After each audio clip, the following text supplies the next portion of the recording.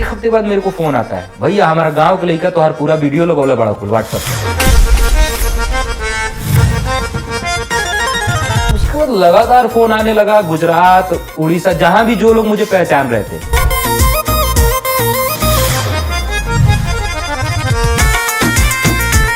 और सबसे बड़ी बात ये होती है कि कंटेंट मैटर नहीं करता। अगर मैं 5 लाख का गाना बनाऊं, वो देखने वाले 20 लोग हों, कोई मतलब नहीं है। लाई लही तई में वो 4 दिन खातिर फकीर हल्फा मचा के गइल।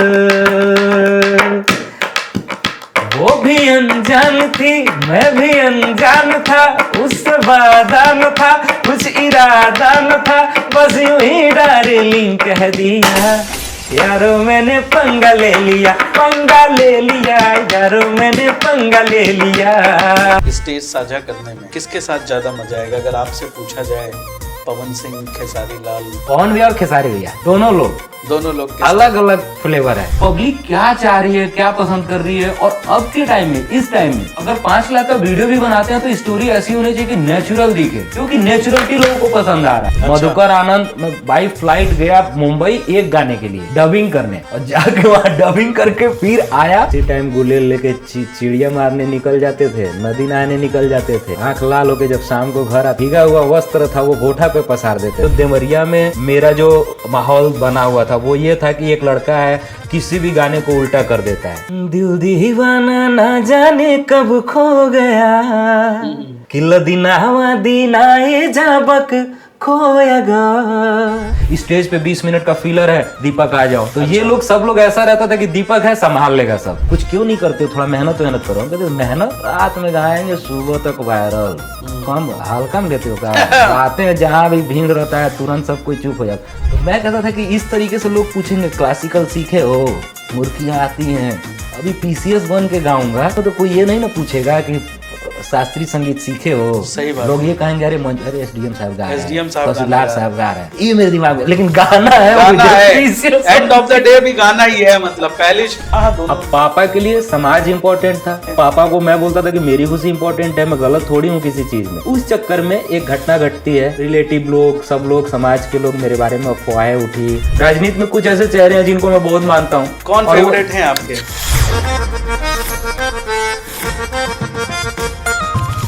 आज हमारे इस खास बातचीत में एक ऐसे शख्स मौजूद हैं जिन्होंने शुरुआत तो कलम से की थी, लेकिन किस्मत ने उनको माइक के सामने लाकर खड़ा कर दिया। जी हाँ, हम बात कर रहे हैं दीपक चौबे जी की। दीपक जी, बहुत बहुत स्वागत है आपका हमारे इस show power talk with Sanjeev में। Thank you so much. नमस्कार, जितने सारे लोग देख रहे हैं सबको मेरा प्रणाम।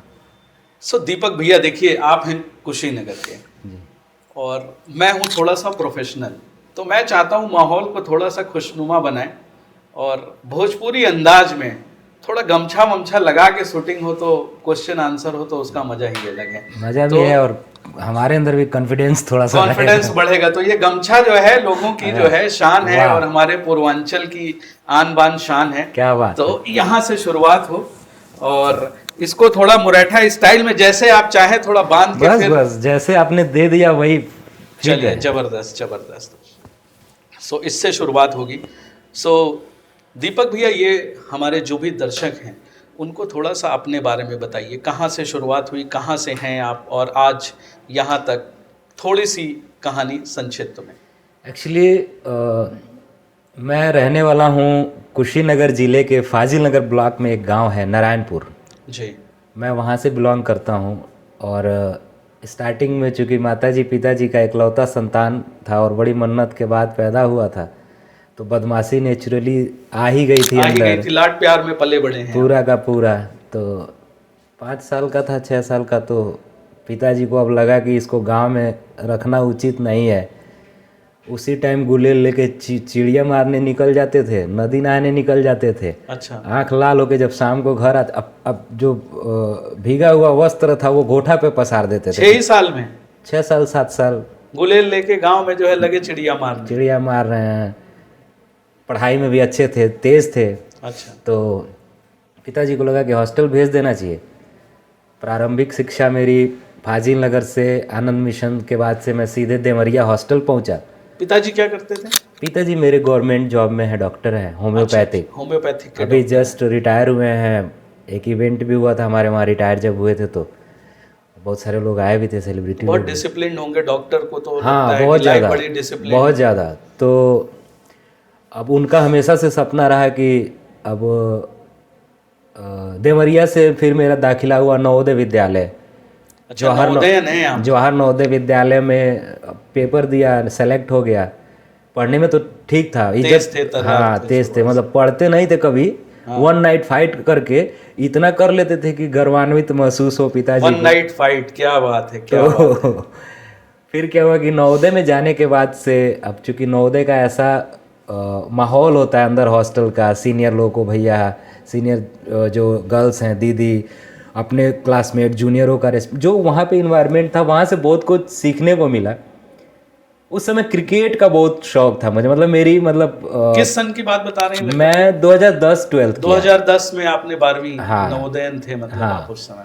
तो 2011 में मेरा मन था, मतलब मुझे स्टेट क्रिकेट वगैरह से रिलेटेड ही कुछ करने के लिए। तो माता जी को लगा कि अकेले बाड़े घाव लग जाला, गेना लड़का हमार कहाँ गेना फेंक दिया सन, कहीं लाग गई सीना वेना पे। तो उसी टाइम यूपी टी चूँकि एग्ज़ाम दिए नहीं थे, कोई सा भी एग्ज़ाम नहीं दिए थे इंजीनियरिंग का। तो मैनेजमेंट कोटा से पिताजी के मित्र थे एक जीबीटी में। अच्छा, तो कॉलेज चूज कर लिया। मेरे दिमाग में किसी ने बताया था ग्रेटर नोएडा बहुत अच्छा शहर है, सिंगापुर जैसे डिज़ाइन किया गया है। तब नवोदय एक हॉस्टल में गांव से निकल के आदमी सोचता है कि चल जाओ। फिल्म उस समय मूवीज़ वगैरह देखता था, कल किसने देखा मूवी थी, तो हमको लगता था कि ऐसे ही फील्ड वील्ड होगा, आदमी घुसेगा, गाएगा, क्रिकेट खेलेगा, सारा चीज़ होगा। ग्रेटर नोएडा चूज किया, IMT कॉलेज में मैंने बीटेक किया मैकेनिकल से। बीटेक 4th ईयर में जब मैं गया, हाँ, और गाना बजाना और गाना ये शुरू से मेरे साथ पैरेलल रहा है। अच्छा, शुरुआत से, शुरू से। देवरिया जब मैं हॉस्टल में था तो नाटक वगैरह खेलता था, उल्टा गाना रिवर्स करके गा देना। जैसे मेरा जब छोटा था, मतलब जब मैं 3rd 4th क्लास में था, तो जो देवरिया में मेरा जो माहौल बना हुआ था वो ये था कि एक लड़का है किसी भी गाने को उल्टा कर देता है। जैसे मान के चलिए, दिल दीवाना ना जाने कब खो गया, तूने ऐसे देखा कि कुछ हो गया, यही सब गाने उस समय चलते थे। कि लदीनावा दीनाए जाबक खोयागा, ने तू से खादे की छक होयागा। एक धड़कन वाला भी सॉन्ग है, एक धड़कन वाला, ये हाँ, ये आपने पहले से ही रखवा दिया था? पहले से ही रखवा दिया भाई, इतनी आपकी डिमांड है। देख लीजिए आप लोग का प्यार, आप लोग का प्यार इस पे।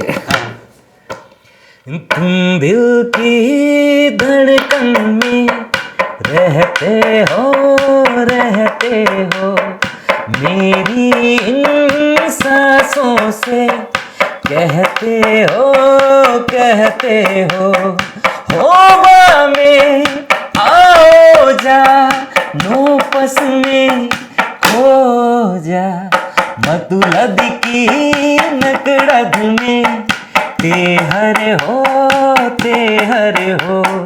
री में नई सोसा से तेहक हो।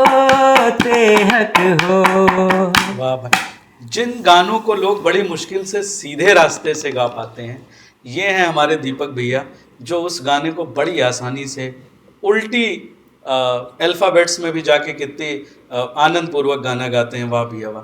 दीपक जी, हम लोग नवोदय तक, आपने बताया कि 12वीं तक वहाँ रहे, उसके बाद? नहीं, मैंने यहाँ तक बताया था कि हाँ, बीटेक तक। हाँ, तो उसके आगे की तैयारी सिविल सर्विसेज की, सुना है कि आप जो है सिविल सर्विसेज की तैयारी करते थे, तो सिविल का आदमी सोसाइटी में कैसे आ गया जो है? वही तो मैं कंफ्यूज था कि सोसाइटी वाला आदमी सिविल की तैयारी कर कैसे सकता है। अच्छा, मतलब पहले से आपको ये था कि आप सोसाइटी के हैं, आप गलत जगह पे थे। अब सोचिए कि बीटेक 4th ईयर में जी, बीटेक में भी बैक आया, 2 सब्जेक्ट में मेरा बैक था। अच्छा, तो देखिए ईश्वर कैसा, मतलब लास्टली मेरे को यही हुआ कि जो डेस्टिनी तक कैसे लेके आ रहे हैं ईश्वर आपको, सब लिखित है A to Z, किसके थ्रू हम लोग को गम मिलेगा उसी का भेजा हुआ है, किसके थ्रू खुशी मिलेगी उसी का भेजा हुआ है, हर परिस्थिति। बीटेक 1st ईयर में मेरा बैक लग गया, 10th में 90%, 12th में 82%, बिना पढ़े मतलब मेरे जो भी बैचमेट हैं, टीचर तक कंफ्यूज रहते थे तो फेल हो जाएगा। बीटेक में आते ही बैक होता है मेरा मैकेनिक्स में और मैथ 2 में। मैकेनिक्स का बैक तो मैं निकाल लिया अगले साल, मैथ 2 का बैक मेरा 4th ईयर तक रह गया। अच्छा। एक बार सोने की आदत और ख़राब, एक बार बैक पेपर डाला मतलब एग्ज़ाम के लिए, सुबह शेड्यूल था, उठ के जा ही नहीं पाया। 4th ईयर में जब मैं आया तो मेरा मन हुआ कि कॉलेज लाइफ और जिया जाए, क्योंकि वहाँ पे अब मैं मतलब कॉलेज से जब मैं हॉस्टल जाता था मतलब रूम पे जाता था तो वहाँ के लोकल हमारे भैया लोग थे, गुज्जर लोग भैया लोग थे, मतलब ग्रेटर नोएडा में लगभग गुज्जर लोग गुज्जर जाट। तो वो लोग बैठते थे। तो शाम के टाइम जब भी हम लोग रूम पे बैठे, अरे चौबे किंगे को आ, इंगे को आ, अरे चौबे ये वाला सुना। तो हमारे कुछ भैया लोग थे, अभी बहुत अच्छा वो लोग में, एक लंदन में है इंदर भैया, सब लोग बहुत सेटल्ड हैं, सब सेटल, मज़ेदार एकदम। वो एक गाना जो अभी वायरल चल रहा है, ये गाना अभी 2-3 दिन पहले वीडियो कॉल आया ग्रेटर नोएडा से, गाजियाबाद से, मेरे बीटेक वाले दोस्त, अबे चौबे तुम जो 10 साल पहले गाते थे वो आज वायरल चल रहा है। हमने कहा तो एक बार भाई सुना दे। मैंने कहा सुनाता हूँ। कौन सा गाना? क्योंकि है तूने बेवफाई, अरे वो हर जाई कि दिल मेरा तोड़ दिया, देखी हाँ कुर्बत मेरी, नजर तूने फेरी, गमों में मुझे छोड़ दिया। की है तूने बेवफाई, अरे वो हर जाई कि दिल मेरा तोड़ दिया, देखी हाँ कुर्बत मेरी, नजर तूने फेरी, गमों में मुझे छोड़ दिया। तूने मिल के रखी वो संग मेरे, ये दिल पे चलाई छुरिया। तुझको तरसना आया, न देखी मेरी मजबूरियां। कल जो देखा मैंने अचानक तुम्हें, रकीब तेरे साथ साथ था, तेवर हाँ बदले देखे, हाँ रंग तेरे देखे, गैरों के हाथ तेरा हाथ था। तूने दिल के रखी वो संग मेरे, वो दिल पे चलाई छुरिया। ये गाना बहुत वो लोग सुनते थे, बहुत ट्रेंडिंग है आज के समय में। आज के समय में बहुत ट्रेंडिंग है। अभी सोनू निगम जी ने वापस से इसको शूट कराया है। वापस से शूट, और बचपन मेरा वॉकमैन के टाइम पे सोनू निगम जी को ही सुनते सुनते उनके सारे गाने मुझे लगभग बहुत अच्छे लगते हैं। उनका गाना मैंने उसके शहर को छोड़ा, उसकी गली में दिल को तोड़ा, फिर भी सीने में धड़कता है ये दिल, मैंने दिल से उसे निकाला, जो ना करना था कर डाला, फिर भी याद उसी को करता है ये दिल दीवाना दीवाना है ये दिल, दीवाने ने मुझको भी कर डाला दीवाना। सो वहां से बीटेक में बैक आ गया, फिर क्या हुआ? फिर क्या हुआ कि मुझे लगा कि अब इंटरेस्ट थोड़ा जगा। कॉलेज टाइम में तो थे, लेकिन कॉलेज में कम रहते थे हम लोग, और इतना कॉलेज में भी इतना बदतमीज। कहाँ पे एडमिशन हुआ था? ग्रेटर नोएडा IIM थे। हम लोग जब क्लास में पहुंचते थे, मतलब सीरियसली हमारे सर भी देख सकते हैं जो लोग बीटेक में हमको पढ़ाए हैं, हम लोग जब सब लोग क्लास में घुसते थे तो सर कहते थे तुम लोग का चेहरा देख लिए, अटेंडेंस लगा दे रहे हैं, अब तुम लोग जाके कैंटीन में बैठ सकते हो, नहीं तो तुम लोग के चक्कर में ये जो तेज हैं पढ़ने वाले ये भी नहीं पढ़ेंगे। अब सर कुछ कहते थे SFD, तो पीछे से हम लोग SFD, अब डिस्टर्ब चौक जाते थे। 4th ईयर तक आते थे। अब कॉलेज में जो भी इवेंट होता था, फेस्ट होता था, तो अब मुझे मतलब जैसे वहाँ पे आशीष सर थे, डीन थे, जो दीपक कहाँ है, तो अब थोड़ा सा इंटरेस्ट जगा मुझे। 4th ईयर में आने के बाद कॉलेज में इंटरेस्ट जगा, तब मुझे लगा कि थोड़ा पढ़ाई और करनी चाहिए। मैंने एक ही फॉर्म डाला MBA का, 686 रैंक था मेरा ऑल ओवर यूपी, और मुझे कॉलेज मिला लखनऊ ICCMIT। अच्छा वाह। सेक्टर 25, 2014-16 मैं MBA वहाँ से हूँ। MBA में आया मैं तो मेरे कुछ दोस्त मिले। पहले तो सोचा मैं कि MBA में मैंने सोचा कि रो रा के आया था वहाँ ग्रेटर नोएडा से, मैंने कहा यहाँ किसी से दोस्ती नहीं करूँगा, और इधर बैक चल ही रहा है, मैथ 2 का बैक चल ही रहा है। अब एडमिशन के टाइम हमारा मतलब जो भी काउंसलिंग होता है हुआ, अब वहाँ पे सर्टिफिकेट वगैरह जमा करना होता है। अब मैं डरा हुआ कि अब तो पापा को पता चल जाएगा कि मेरा मैथ 2 में बैक है, और अब एग्जाम दूंगा भी तो 1 साल बाद ही दूंगा, साल बाद दूंगा। तब तक मैं मेरा कैसे होगा। और टेंशन में बहुत जल्दी पहले लेता था, अब धीरे धीरे मतलब किसी ने मुझे कुछ कह दिया 3 बजे रात में मुझे पता चला, तो मैं जब तक उसको फोन करके उठाएगा नहीं, जब तक पहुंच नहीं जाऊंगा कैसे कह दिया है। मतलब मैं अपने तरफ से बहुत ट्रांसपेरेंट रहने की कोशिश करता हूँ हर जगह, ताकि मतलब अगर आपकी कुछ गलतियां मुझे बुरी लग रही हैं तो मैं मुंह पे बोल दूंगा, लेकिन मेरा आपसे कोई बैर नहीं है इस टाइप से। तो उस टाइम थोड़ी थोड़ी बात पे चिंता हो जाती थी मुझे, तो ये तो बैक पेपर का चिंता था। ईश्वर का आशीर्वाद देखिए कि उसी साल रूल आ गया कि अब ग्रेस मार्क पहले 5 मिलता था, अब 10 मिलेगा। अच्छा। और मेरा 22 नंबर था मैथ 2 में, 30 पासिंग मार्क होता था, तो 10 मिल गया तो नैया अपने पार हो आप गई। मतलब मुझे मतलब डेस्टिनी ने आपको कुछ जो है भी नहीं करना पड़ा। क्या बात है, भगवान शुरुआत से आपके साथ हैं जो है। MBA पहले दिन में गया, पहले दिन हमारी क्लास टीचर थी रेशमा मैम, बहुत मानती है मुझे, अभी भी बातचीत सुनीता मैम, मतलब ICSMRT का टोटल फैकल्टी मुझे अभी भी कनेक्ट है और बहुत मानता है।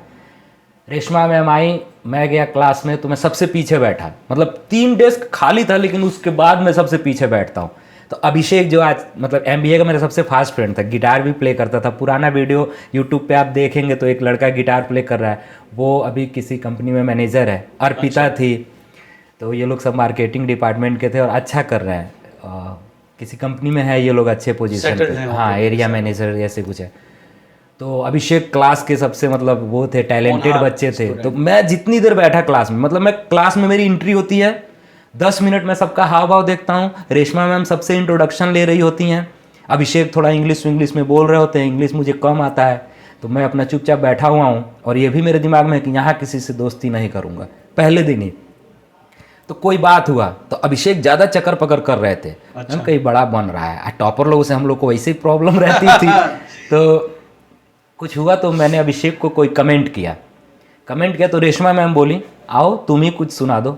अच्छा। और मैं उठा, तुरंत जैसे वो बोली मैं उठा और सावधान, फर्स्ट डे वाला? हाँ फर्स्ट, एकदम कॉलेज का पहला दिन, मतलब ऐसे मार्च करते हुए मैं सीधे उनके कुर्सी के पीछे से होके उस पे गया, जो वो रख के नहीं पाया जाता है क्या, पोडियम जो रहता है। हाँ उस पे गया। और सबको लगा कि ये कोई कॉमेडियन, मतलब इसके मान का कुछ है नहीं, मतलब सब लोग सरप्राइज थे, अंडर एस्टिमेट कर रहे थे। उसके बाद से एक गाना गाया और वो गाना 2015 में हॉस्टल का एंथम बन चुका था और पूरे दिन वो गाना चलता था। और कौन सा गाना है वो? और लंच के टाइम जब मैं निकला तो आधा कॉलेज मुझे जान चुका था कि अरे यही दीपक है, ये रेशमा मैम को गाना डेडिकेट किया। और MBA के टाइम मैं ऐसा खुला क्रिएटिविटी को लेके, इवेंट को लेके, वहाँ पे इतना सपोर्ट मिला। मैं यहाँ रेडियो जॉकी 3 साल विनर भी रहा हूँ। अच्छा, लखनऊ में? और मतलब जो इंटर कॉलेज कंपटीशन होता था, अच्छा, रेड FM वगैरह से अवार्ड भी मिला था मुझे, IIM में भी रेडियो, मतलब सब लखनऊ म्यूजिक से ही मिला। लेकिन हाँ लखनऊ ने मेरे को बहुत कुछ दिया, दर्द भी दिया। अच्छा, उस दर्द के बारे में भी बात करेंगे। लेकिन जो आपने पहला गाना रेशमा मैडम को, जो आपकी मैम है, उनको डेडिकेट किया, तो वो आज सुनना चाहेंगे हम लोग।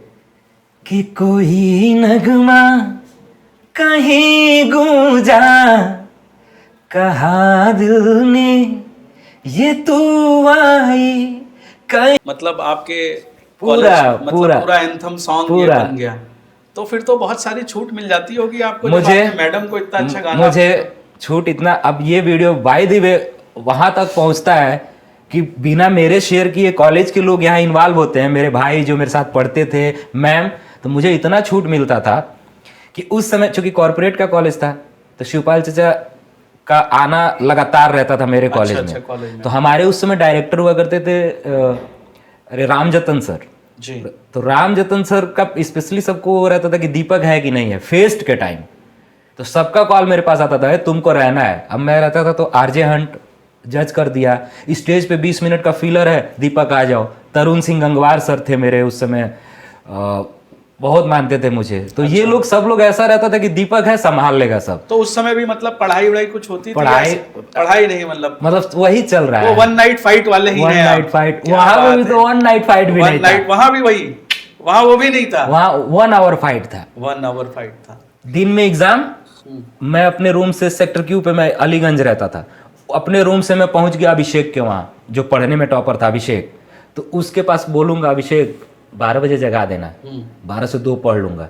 अब नींद आ गई, उठो सुनो ना 3 बजे जगा देना, सोए सोए बोल रहा हूँ, एक काम करना 6 बजे जगा देना। अब वो पढ़ता रहता था, छोड़ो ना, तो रास्ते में पढ़ लेंगे। वो बाइक चलाता था, चाहे मैं चलाता था, पीछे बैठ गया मैं, ये बताओ इसमें क्या क्या पूछता है, तो अबे ये मार्केटिंग है, मतलब जो भी जिस हिसाब का सब्जेक्ट रहता था। और जो न्यूमेरिकल वाले होते थे, मतलब सुन सुन के आपने एग्जाम दे दिया बेसिकली। तो आपके टीचर कॉलेज के दिनों में अभिषेक ही रहे, सच्चे माइंड? हाँ, सच्चे माइंड में अभिषेक और अर्पिता, ये दो लोग थे आपकी जिन्होंने एमबीए आपका करवाया। हाँ, करवाया। तो सिविल वाली कहानी क्या है? अब क्या हुआ कि देखिए क्या हुआ कि एमबीए के बाद 2016 एमबीए कंप्लीट होने के बाद से मेरे दिमाग में बैठा कि सिविल की तैयारी करते हैं, मतलब और कैसे मैं कहता था कि ऐसे आदमी गाएगा गाना। कॉलेज में मैं फेमस था, मतलब ठीक ठाक चल रहा है, लखनऊ में भी अच्छा खासा कि हाँ कोई लड़का है गाता है। अब मेरे अभिषेक मुझे समझाता था, अबे तुम सेल्फ सेंटर्ड हो, तुम कुछ क्यों नहीं करते हो, थोड़ा मेहनत करो। हम कहते मेहनत, रात में गाएंगे सुबह तक वायरल, कम हल्का में लेते हो क्या? गाते हैं जहाँ भी भीड़ रहता है तुरंत सब कोई चुप हो जाता। ये थिंकिंग थी मेरी, हाँ, क्योंकि स्ट्रगल किए नहीं थे, सब जगह बना बनाया मिल जाता था लोग। सही बात, भगवान ऊपर से साथ थे। तो मैं कहता था कि इस तरीके से लोग पूछेंगे क्लासिकल सीखे हो, मुर्कियाँ आती हैं, अभी पीसीएस बन के गाऊंगा सिविल। यार मेरे को यूपीपीएससी में ही इंटरेस्ट था मुझे। अभी पीसीएस बन के गाऊंगा तो कोई ये नहीं ना पूछेगा कि शास्त्रीय संगीत सीखे हो। सही बात, लोग ये कहेंगे अरे एसडीएम साहब गा रहे हैं, तहसीलदार साहब गा रहे हैं। ये मेरे दिमाग में, लेकिन गाना है, एंड ऑफ द डे भी गाना ही है, मतलब पहली और आखिरी पसंद गाने की है, रास्ता कोई भी हो। अब क्या हुआ कि मैंने एडमिशन लिया ध्येय में, रहता था सेक्टर क्यू पे। आप तो चूंकि लखनऊ से, तो सेक्टर क्यू का माहौल मड़िया का माहौल, शाम को फोन आ जाता होगा। लोकल वहाँ का मैं हो गया था लगभग। अब समझिए आईटी कॉलेज, मेरे कई सारे जूनियर भी इस समय आईईएस है, एक लड़का सिक्किम में, अच्छा, अभिषेक, मतलब मेरा उस हॉस्टल में मैं आईटी पढ़ता था, आईसीसीएमआईटी में, हॉस्टल में चला जाता आईटी में बैठ रहा हूँ मैं दिन भर, बाहर सब रात में निकल रहे हैं चाय पीने के लिए, पूरा मतलब माहौल था। अब ध्येय में मैं पहुंचा, क्लास में अभी घुसा, कहाँ गए, आया हूँ ध्येय में, अरे यार आओ यार, इसका ये हो गया है, उसका वो हो गया है, बैटर सुल्ताने में चले। फी इधर दे रहा हूँ मैं, 2 साल ध्येय का फी दिया, तैयारी हो ही नहीं पा रही थी। और उसी समय कुछ घरेलू चीज़ों में मैं लिप्त हुआ। अच्छा, बेसिकली सब ईश्वर की मर्जी है। आप कहीं पे फंसते हैं तो चाह के भी कोई नहीं रोक पाएगा, और आप कभी बढ़ने लगते हैं तो चाह के भी कोई नहीं रोक पाएगा। सही बात है। जब आप फंसते हैं तब आपकी अच्छी चीज़ों का, लोगों का नज़रिया बुरा हो जाता है आपके अच्छी चीज़ों के प्रति भी। और जब आप निकलते हैं किसी चीज़ से, जब ग्रह और नक्षत्र जब आपके साथ में रहता है, बेसिकली अगर उस भाषा में बात करें, तो आप कुछ गलत भी करते हैं तो लोगों को उसका सही फेस दिखता है। सही बात है। तो उस समय मेरे साथ स्थिति ये हुई 2017, 18, 19, 20, 21 कि अब जीवन मुझे सिखाना शुरू किया कि जो बचपन से तुम अकेले हो का फायदा उठा रहे हो, मजे किए पूरा, और जो सब तुमको दोस्त लगते हैं, सबको कॉमेडी करते रहते हो, हंसाते रहते हो, अपनी चीज़ों का लॉस करके दिन रात बजा के इंटरटेन किया करते हो, उसमें से कुछ ही तुम्हारे अपने हैं जिस हिसाब से तुम समझते हो। तो ट्रांसपेरेंट तुम हो, तुम्हारे लिए बाकी नहीं है। क्या रहा, मतलब कहाँ से पता चला वो कोई टर्निंग पॉइंट, जीवन की असली सच्चाई? एक्चुअली वो खुल के तो मैं नहीं बोलूँगा, लेकिन 2018 में कुछ फैमिली डिसीजन था मेरे को लेके। अच्छा, उस डिसीजन पे मैं राजी नहीं था। फिर उसके बाद से वहाँ से जब मैं निकलता हूँ परिवार से विरोध करके, क्योंकि मुझे मेरे साथ क्या सही होना है वो मुझे पता है। मतलब पहला विरोध आपको परिवार से? हाँ, उस समय मतलब जब आप 2017 में युवावस्था में थे तब वहां से? हाँ, तुम परिवार कौन, मम्मी पापा, मैं। हाँ, दोनों। अब पापा के लिए समाज इम्पोर्टेंट था। सही बात है, डॉक्टर और थे। पापा को मैं बोलता था कि मेरी खुशी इम्पोर्टेंट है, मैं गलत थोड़ी हूँ किसी चीज़ में। उस चक्कर में एक घटना घटती है और फिर रिलेटिव लोग, सब लोग, समाज के लोग मेरे बारे में अफवाहें उठी, बहुत सारी चीज़ें उठी, बहुत मतलब सपोर्ट। ऐसा नहीं था कि केवल यही था, लोगों ने इतना सपोर्ट किया मुझे कि मैं मतलब उस समय अपने आप को संभाल लिया। क्योंकि आज तक मैंने कभी जीवन में, मेरे प्रति मैं जहाँ भी जाता था लविंग था, मतलब सब लोग मुझे प्यार करते। मैं छोटे पर से हॉस्टल में रहा हूँ, बाहर रहा हूँ, लेकिन आज तक मुझे चाय के अलावा कुछ भी बनाने नहीं आया। मेरा भाई है, शाहिद है, क्या खाना है मुझे, जो मेरा पसंद है वो बना। अब सोचिए कि एक एक रात, एक एक दिन कुक न आए चाहे आए, मुझे कोई मतलब नहीं, और बाहर का खाना भी मुझे पसंद नहीं। कहीं भी निकलो, अभी भी हाजीनगर से लेके कुशीनगर से लेके पटना, जहाँ भी रहता हूँ, मेरी जो टीम है, मुझे जो मानते हैं वो बहुत एक तरफा मानते हैं। तो उन लोगों का सपोर्ट रहा, लेकिन मैंने जीवन के असली चेहरे को देखा तो मुझे ये एहसास हुआ ना कि हम लोग के साथ जो भी चीज़ें घटित होती हैं, अच्छी चीज़ें घटित हो या बुरी चीज़ें घटित हो, हर चीज़ के जिम्मेदार हम लोग हैं। सही बात है। हम लोग अपने अंदर ढूंढेंगे ना। अब जैसे आप हैं, आप मेरे से मिले, आपसे मैंने अपनी प्राइवेसी शेयर की, आप उठे, मेरे से आपकी बातचीत बंद हो गई, तो आप उठे तो उस प्राइवेसी का मजाक बना के आप चौथे पांचवें आदमी को, अरे वो पहुंचा रहे हैं। अरे वो तो अरे वो, अरे अभी तो सतवे था वो, अरे अभी तो ये था, अरे एक बार रो मतलब रहा आपके था। इमोशन का लोगों ने मजाक बनाया। मेरे ही नहीं, ये चैन ही है, ये चैन है ये ऐसा। पूरे पृथ्वी का चैन है, लोगों का चैन है। अब जैसे लोगों मेरी को अपना दुख दर्द नहीं बताना चाहिए। मेरी आपसे प्रॉब्लम है कुछ, मेरी आपसे दोस्ती हुई, चाहे मैं ऑलरेडी स्टार हूं या नहीं। कुछ नहीं हूं, हाँ। मेरी आपसे दोस्ती हो गई तो हम लोग की प्राइवेसी एक दूसरे से शेयर होनी है। जाहिर सी कहाँ बात है है। भाई, समय आइए आप चाय पे spend कीजिए, yes, पीने yes। चलते हैं, आइए भाई यहाँ चलते हैं, 2 बजे रात में मैं आपको फ़ोन कर दूंगा, आइए भाई इधर चलते हैं। अब आपसे मेरी बॉन्डिंग अच्छी बनती गई, तब तक सब कुछ ठीक है। किसी बात पे मेरे से आपकी बॉन्डिंग खराब हुई, तो अब आप चौथे पांचवें जगह जाएंगे तो मेरे बारे में डिस्कस होगा, अरे वो तो 2 बजे रात ही रोज तो नहंगा होगा, ये सब चीज़ें भी चली। तो इसके पीछे भी मेरी ही गलती है, क्योंकि जो भी आदमी जब एक दूसरे से मिलता है, 4-5 दिन 6 दिन समय व्यतीत करता है, अपनी बातें शेयर करते हैं उनसे, अगला दूसरे के बारे में जरूर बताएगा। सही बात है। कह रहे दीपक भाई फलानवा का लगा बैठा नहीं होगा तो हैंगा, तो उस अकॉर्डिंग मेरे को समझ जाना चाहिए कि मैं भी वही हूँ कल की डेट में, क्योंकि वो उसके नेचर में है। सही बात है। तो उसको बिना बताए मैं उसको उतना ही तक रखूँ जितना तक जरूरी है। ज़्यादा अगर मानूंगा अपने तरफ से, अपने को निश्चिंत करने के चक्कर में उसके तक बात पहुंचाऊंगा कि मैं निश्चिंत हो जाऊं, तो एक दिन उसका खामियाजा मुझे मिलना ही है। बेसिकली ये हर किसी की कहानी, मेरी नहीं, मैं भी किसी के कहानी में उस पात्र में होऊंगा। मैं भी कभी कहीं बोल देता हूँ किसी के बारे में तो मैं उस पात्र में होऊंगा। मुझे लगा कि मौन ही सबसे सटीक चीज़ है कि जितना कम बोला जाए। वहाँ से थोड़ा सा आप सीरियस हुए, थोड़ा सा मुझे लाइफ के बारे में पता चलना शुरू हुआ, लेकिन अब पिताजी थोड़ा सा वापस नाराज हुए। नाराज होने के बाद से मतलब कुछ टाइम बाद सब नॉर्मल हुआ, तो वो बोलते तो थे मतलब, और बड़ा दुख दर्द, अरे बहुत पागल ये मतलब परिवार का, समाज का प्रेशर, आगे करियर इस लखनऊ में एक बार मैं पॉलिटेक्निक उतरा और पॉलिटेक्निक से मैं कब पैदल इंजीनियरिंग कॉलेज पहुंच गया मुझे पता ही नहीं चला। इतने दर्द में फोन मतलब इधर उधर ये उधर, दर्द मतलब समझ रहे, जवानी में दर्द क्यों होगा, दर्द, सही बात है, कहीं ना कहीं कनेक्शन था। तो वो पार्ट भी मुझे लाइफ में बहुत कुछ सिखाया। मुझे ऐसा लगा, देखिए हर चीज़ ना प्री प्लान्ड है। किस चीज़ से आप क्या सीखते हैं, कोई ना कोई माध्यम एक रहता है जिसकी वजह से आदमी अपने आप को खोजता है। सही बात। अब जो गुरु है, सबसे बड़ा गुरु तो आपका सोल ही है ना आपके लिए। सही बात है। आपके सोल से बड़ा गुरु कौन है? तो गुरु का काम क्या होता है? जो हम लोग गुरु जिसको मानते हैं, पूजा करते हैं, उन लोगों का बस एक काम होता है। अगर मैं किसी के लिए गुरु हूं तो मेरा एक ही काम है कि मैं जिसका गुरु हूं उसको उसके सोल से कनेक्ट करवा दूं। सही बात है। वो सोल से अपने कनेक्ट हो जाएगा तो उसको किसी चीज की जरूरत ही नहीं है, नहीं पड़ेगी। नेचर इतना है, जहां पे उसको प्यास लगेगा वहां पानी मिलेगा। नेचर से बड़ा क्या है? प्रकृति से बड़ा क्या है? और प्रकृति बैलेंस नेचर पे काम करती है। तो अगर हम लोग प्रकृति का नेचर अपने अंदर धारण कर लें, बहुत पॉजिटिविटी है आपकी बातों में। कभी भी घटना होती है, कोई भी घटना में आप फंसते हैं, हमें हर किसी की कहानी बता रहा हूँ, कोई भी घटना में आप फंसते हैं तो नोन जितना हेल्प करने के लिए नहीं आता है, एक अननोन आता है, हेल्प करके चला जाता है। गाड़ी अभी मेरी पंक्चर हो गई रास्ते में, नोन को फोन मिलाता रहूंगा, किसी का स्विच ऑफ, गलती वो भी नहीं है, वो सब लोग कहीं ना कहीं, लेकिन तुरंत एक बाइक वाला जा रहा है, का भइल भैया हमारी यह गाँव हो, 10 को बुलाएगा, ठलवा उलवा के सारा काम करवा के, उसके बाद उससे कोई मतलब ही नहीं, न कहीं बताएगा न कुछ। सही बात है, अनजान व्यक्ति मदद कर देता है।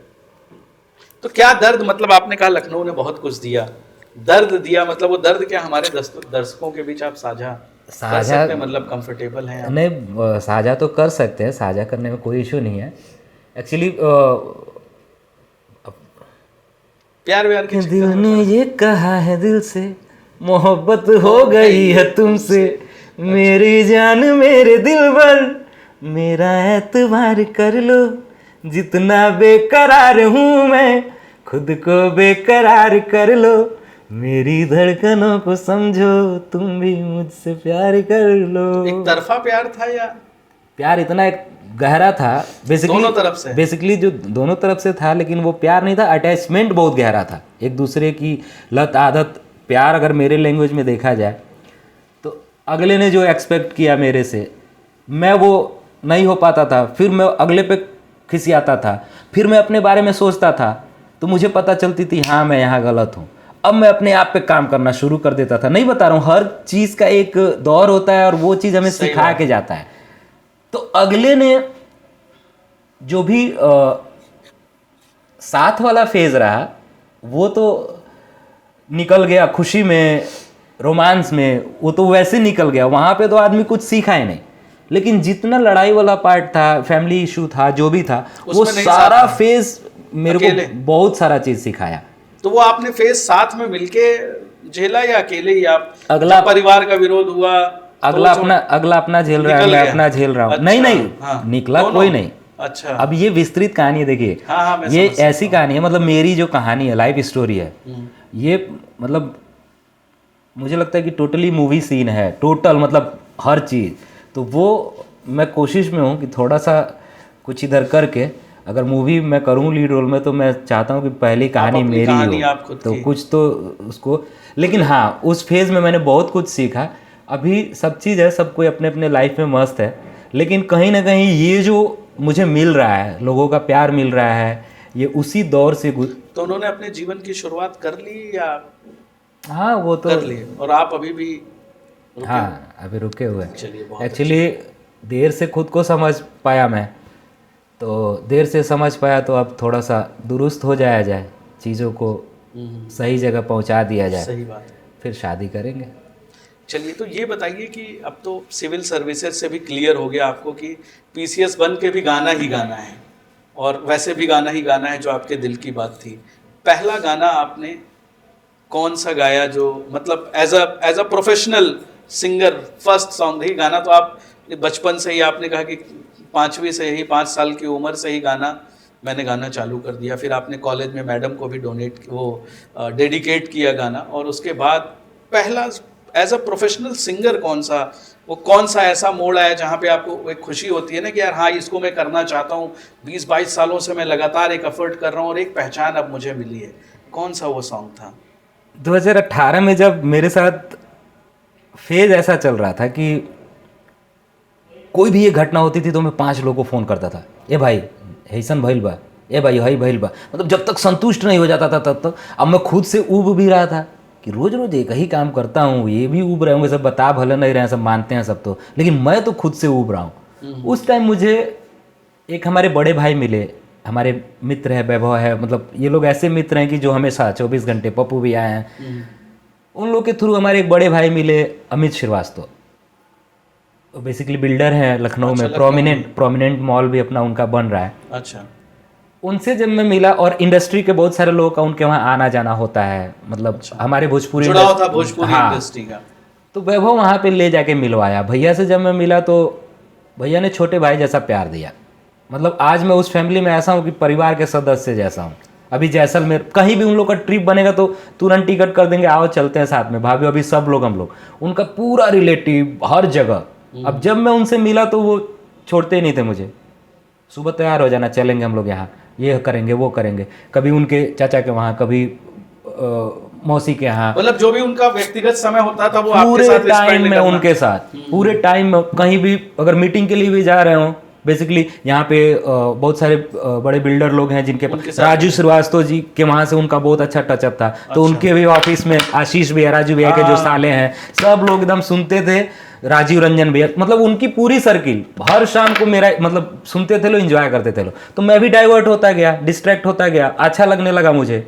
उसी टाइम मैं गुनगुनाया, और पहले ये था ना कि मैं जितने भी हिट मेरे ज़्यादातर गाने वो मेरे ही कंपोजिशन है, तो भोजपुरी में गुनगुनाते गुनगुनाते एक बार बाइक से जा रहा था कमता, तो अचानक मेरे दिमाग में एक गाना आया और गुनगुनाया मैं, तो उसका म्यूजिक भैया ने कहा जाओ मुंबई से म्यूजिक करवा के आओ। तो अच्छा। मधुकर आनंद, मैं बाई फ्लाइट गया मुंबई एक गाने के लिए डबिंग करने, और जाके वहाँ डबिंग करके फिर आया, फिर यहाँ शूट किया। वो उन्हीं के कृष्णाज फिल्म पे गया था, गाना अच्छा चला भी था, अब चूंकि पहला गाना था और पहला गाना तकरीबन 50,000 व्यूज यूट्यूब पे दिया था, सब उस जो भी समय। हाँ जो भी मेरे भाई लोग थे, अरे चाचा के गाना आ गए, भैया के गाना आ गए, शेयर करके वो प्रॉपर मतलब हम लोग के सर्किल का व्यूज था। वो गाना था, जब आवेलू सामने हमरे दिलवा हमर धड़केला, ना देखे जब अखिया तोहके दिनो राती फरकेला, पल पल हर पल याद में तोहरे एहो गोरी तरसेला, भरी दोपहरी में भी दहिया बिजली जैसन कड़केला, बिजली जैसन कड़केला। सुना ए गोरी एगो बात बताई, दिलवा के राज हम तोह से जताई, हमारा चाही प्यार के झप्पी, मन कर दे दी है 2-4 गो पप्पी, हमारा ना तनको एतराज बा, तोहरा काहे समाजे के लाज बा, रुपया पैसा के टेंशन न लो तू, घरवा पे हमारा 2-2 गो जहाज बा, भाव न मारा रूप पे तना कुछ दिन के बात हो, 4 दिन के चांदनी हो फिर अंधेरी रात हो। ऐसे ही गुनगुनाया था और मुझे लगा कि अच्छा गाना है, अब मैं ही गुनगुनाया हूँ, मेरा ही गाना तो अच्छा दिया। उसके बाद से क्या हुआ कि लखनऊ मेरा प्रॉपर रहना होता था 24 घंटे। फिर क्या हुआ कि पुराने गानों को गाने का शौक हमेशा से रहा है। मेरी मुलाकात अब हो चुकी थी, लेकिन अब थोड़ा सा हम लोग क्लोज होते हैं। हमारे जो समझिए कि उनसे बहुत कुछ सीखा मैं संगीत के बारे में। बॉलीवुड सिंगर हैं, बॉलीवुड सिंगर तो बाद में हैं, बड़े भाई हैं, और नाम आप सुने होंगे, बहुत चर्चित चेहरे हैं, ब्रजेश शांडिल्य। यूं बनो तेरा सागर लागे सेक्सी, गो गो गो गोलमाल, गो गो गो गोलमाल। अब भैया आते थे जब भी लखनऊ, तो उनके घर पे खा के फिर हम लोग, मतलब मैं घर शादी हर जगह उनके भी फैमिली में मैं बहुत अच्छा इन्वॉल्व हूँ और सब लोग मुझे बहुत मानते हैं। तो भैया और हम गुनगुना रहे थे एक गाना गाड़ी में, तो वो गाने का स्टार्टिंग मेरे को समझ में नहीं आता था, कहीं कहीं चूँकि सुन के ही गाता हूँ मैं, तो मुझे अपना टाइम चाहिए होता है गाने में घुसने के लिए। तो भैया बोले कि अबे पहले मैं भोजपुरी भी गाया हूँ। हमने कहा हाँ, तो ये जो गा रहे हो गाना इसका स्टार्टिंग गाओ। तो मैंने कहा भैया आप गाइए ना। तो कोई मेरे सामने ना जो गाना मुझे टफ लगता है और कोई मेरे सामने अगर वो गा देता है तो फिर ज़्यादा ईजी मैं घुस पाता। हाँ, तो भैया ने गाया और उस गाने को बर्थडे में भी भैया घर आए थे मेरे, तो हमने तबला ढोलक पे भी वो गाना गाया था। और बाद में वो गाना रिक्रिएट करके 1 साल बाद व्हाट्सएप स्टेटस से इतना वायरल हुआ, व्हाट्सएप स्टेटस से, मतलब मैं मूवी कर रहा था, एक मूवी में छोटा सा मतलब अच्छा सीन था मेरा, लेकिन लीड में नहीं था मैं। लीड में हमारे बड़े भाई हैं इंडस्ट्री के, समर भैया हैं। समर भैया के साथ मेरी मूवी थी गोरखपुर में। तो अब पहली बार इंडस्ट्री में स्विच किया था मैं, तो लोगों ने ये बोला था कि भैया या यहाँ से जो लोग भेजे थे कि ज़्यादा वहाँ चक्कर पकड़ मत करना और लोकल ज़्यादा लोगों को मत बुलाना मिलने के लिए, इंडस्ट्री के लोग इससे थोड़ा सा बुरा प्रभाव पड़ता है, वहाँ चुपचाप सीखना अपना जो भी है। पहुँचा मैं, मेकअप वेकअप करा के बैठ जाता था। तीसरे दिन से सीन आना शुरू हुआ। एक दिन मेरे डीडीयू के कुछ लड़के छात्र नेता सब आ गए मिलने के लिए। तो आए सब, तो मैं भैया न्यू रिलीजिंग कौन सा है, तो मैं 1 साल पहले का वो ऑडियो था, मैशअप किया था मैं, वो उन लोगों को सुनाया। वो लोग वीडियो बनाए पीछे से। मैंने बोला भी कि वीडियो अभी रिलीज़ नहीं हुआ, तो गाना रिलीज़ होगा उसके बाद देना। 1 हफ्ते 2 हफ्ते बाद एक अमर करके लड़का है, नवोदय का, ये जूनियर है, वो भी आया था मिलने मुझसे, वही वीडियो बनाया था, वो अपने व्हाट्सएप पे लगाया। तो मैं देखा 28 मिनट एगो, मैंने देखा, मैंने कहा भाई ये क्यों लगा दिए, डिलीट करो, ये रिलीज नहीं है। 1 हफ्ते बाद मैं वहाँ अमीनाबाद गया था शॉपिंग वॉपिंग करने, कुछ किसी के साथ शूट वूट से रिलेटेड ही। तो 1 हफ्ते बाद मेरे को फ़ोन आता है, भैया हमारा गांव के लड़का तुम्हारा पूरा वीडियो लगौले बड़ा कुल व्हाट्सएप पे। नाम तो उसमें मेरा था नहीं, चेहरा जो पहचानता था वो पहचानता था। उसके बाद लगातार फ़ोन आने लगा, गुजरात, उड़ीसा, जहाँ भी जो लोग मुझे पहचान रहे थे उन लोग का फ़ोन आने लगा। अब लोग कनेक्ट करने लगे कि ये कौन है भाई लड़का।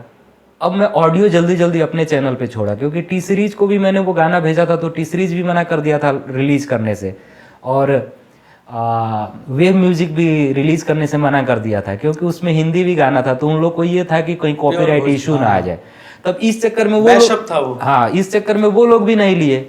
और जब मेरे चैनल से हिट होने लगा, वो छोटा वाला क्लिप करोड़ों लोगों तक गया। अब वहां से जो लोग सर्च करके यूट्यूब पे आए, वो 1 हफ्ते में 1.2 मिलियन व्यूज था मेरे गाने का। वो 50 मिलियन से कम गाना नहीं जाता, कर्जा बढ़ा के गई। पहला वाला जो है, लेकिन फिर बड़ा चैनल एक है, वो लोग अपना ट्यून बता के, मतलब जो भी है, स्ट्राइक मार दिए, वीडियो 3-4 महीने के लिए गायब हो गया। फिर वो कुछ था कि आपका YouTube चैनल भी उस समय कुछ थोड़े दिनों के लिए वर्क नहीं किया। हाँ, वो गाना, लेकिन ओरिजिनल सॉन्ग तो आप ही का है। मतलब मेरे थ्रू ही आया। ओरिजिनल तो अजय, स्वर्गीय श्री अजय बहुत पांडे, फेमस, बहुत हाँ, फेमस लेकिन सॉन्ग है, सुनना चाहेंगे मैंने हम लोग। रिक्रिएट किया था। हाँ, हाँ, धीरे न रे ना, हाँ, हाँ, अरे बनल गाँव के बिगड़ल छौड़ी ऐलस हमरा गाँव, पाव के पायल ऐसन छन कवलस कि गह गह करे हमरा गाँव, क्या बात। कि दर्द दिल के बढ़ा के गइल, कि दर्द दिल के बढ़ा के गइल, आइल ही तई में ऊ 4 दिन खातिर बाकी हाल मचा के गइल, गइल आइल ही तई में ऊ 4 दिन खातिर बाकी हाल मचा के गइल।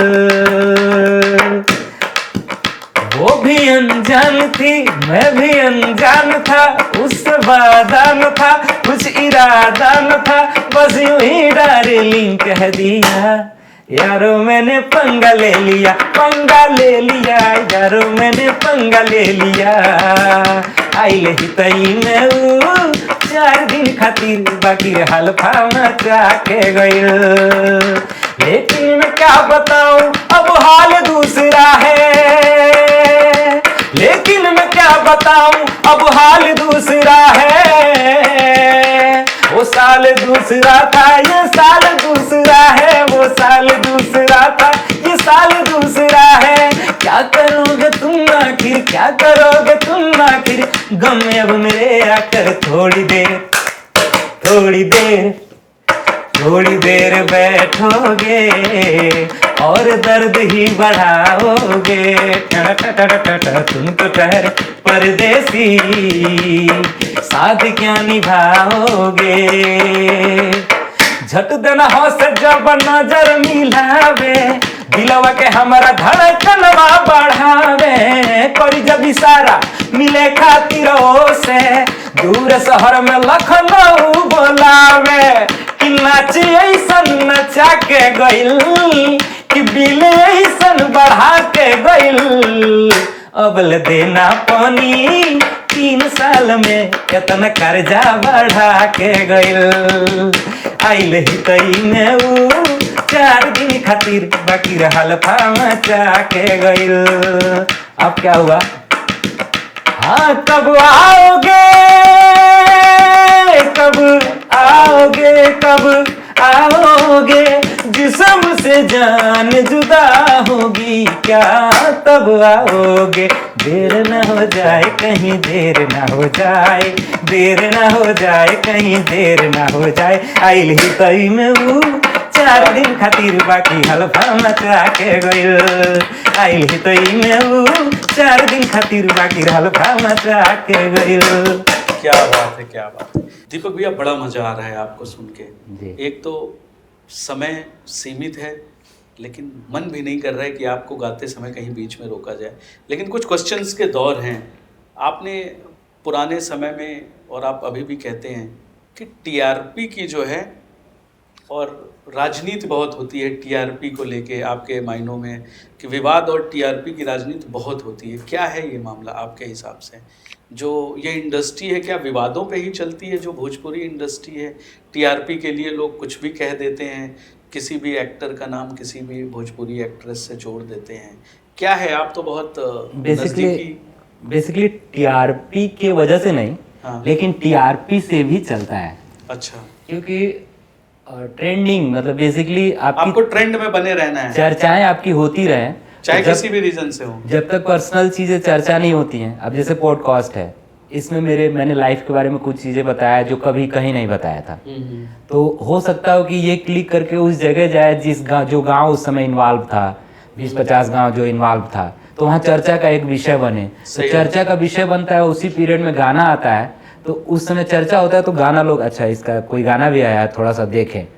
तो और सबसे बड़ी बात ये होती है कि जो प्रोडक्शन होते हैं हमारे इंडस्ट्री में, वो लोग चाहते हैं कि एक केमिस्ट्री बने हीरो हीरोइन का। ताकि उन लोगों को भी आसान हो। कभी कोई गाना जैसे मेरे को ही अगर कोई प्रोजेक्ट देना चाहता है, अगर मैं कंफर्टेबल हूँ किसी एक्ट्रेस के साथ, तो वो 5-6 गाने, 7 गाने, 8 गाने लगातार भी करा सकते हैं। तो लगातार कराने पर अब क्या होता है ना कि बातें पब्लिक से ही उठती हैं, फलानवा के फलानवा से कनेक्शन बस तभी लगातार आवता। लेकिन बहुत रेयर लोग कहते हैं कि हो सकता हो कि जो प्रोडक्शन हो वो इन दोनों को ही लेके काम करना पसंद करता। बेसिकली बॉलीवुड्स में भी, बॉलीवुड इंडस्ट्री में भी अब राजकुमार राव का किसी के साथ अगर अच्छा चल रहा है तो वो लोग काफी टाइम तक काम करते हैं, होने लगती है। तो यहाँ पे भी वैसे ही है। अच्छा देखिए, भोजपुरी समाज में काफ़ी एग्रेसिव गाने भी आते हैं। मैंने व्यक्तिगत तौर पे इसको महसूस किया है कि शादी फंक्शन होता है या किसी भी पार्टी में जाते हैं तो शुरुआत भले ही भोजपुरी से ना हो, लेकिन उसका अंत जो है ज़रूर भोजपुरी गाने से होता है। और जैसे पूर्वांचल में तो ठीक है कि आप भोजपुरी सॉन्ग के बिना तो कोई शादी ब्याह होता नहीं है, लेकिन जैसे जैसे आप वेस्टर्न की तरफ जाते हैं तो लोगों से, अगर आप जैसे आप किसी 5 स्टार होटल्स में हैं या कहीं पे आप बैठे हैं जहाँ पे सोफिस्टिकेटेड लोग हैं और वो उस तरह की पार्टी है, तो बड़ा हीन भावना से लोग देखते हैं। अगर कह दीजिए तो डीजे वाला ही नहीं प्ले करता है, कह दीजिए भोजपुरी सॉन्ग तो 10 बार जो है उसको अवॉइड करता है। कैसे देखते हैं आप इसको? इसको तो काफ़ी मैंने देखा, लेकिन बाद में जो मैंने अब रियलाइज़ किया, संतुष्टि के लिए हो या फिर जिसके लिए हो, हर प्रकार के गाने हैं भोजपुरी में। जैसे देखिए पवन भैया के पुराने गाने उठाइए आप, मतलब कितने अच्छे अच्छे सैड सॉन्ग है, वो गाना आप सुने होंगे। मतलब बेसिकली भोजपुरी की अगर बात हो तो पिया दे जान पवन भैया का, अखिया से बदरा के हाराबाजी लागल, एक गाना था होली का, बहुत सारे गाने ऐसे हैं, भरत व्यास जी का। मतलब भोजपुरी में ऐसे निर्गुण वगैरह बहुत सारे गाने हैं जो आदमी कहीं भी सुन सकता है, मतलब बेसिकली एनी टाइम सुन सकता है। लेकिन अब ये क्या होता है ना कि जैसे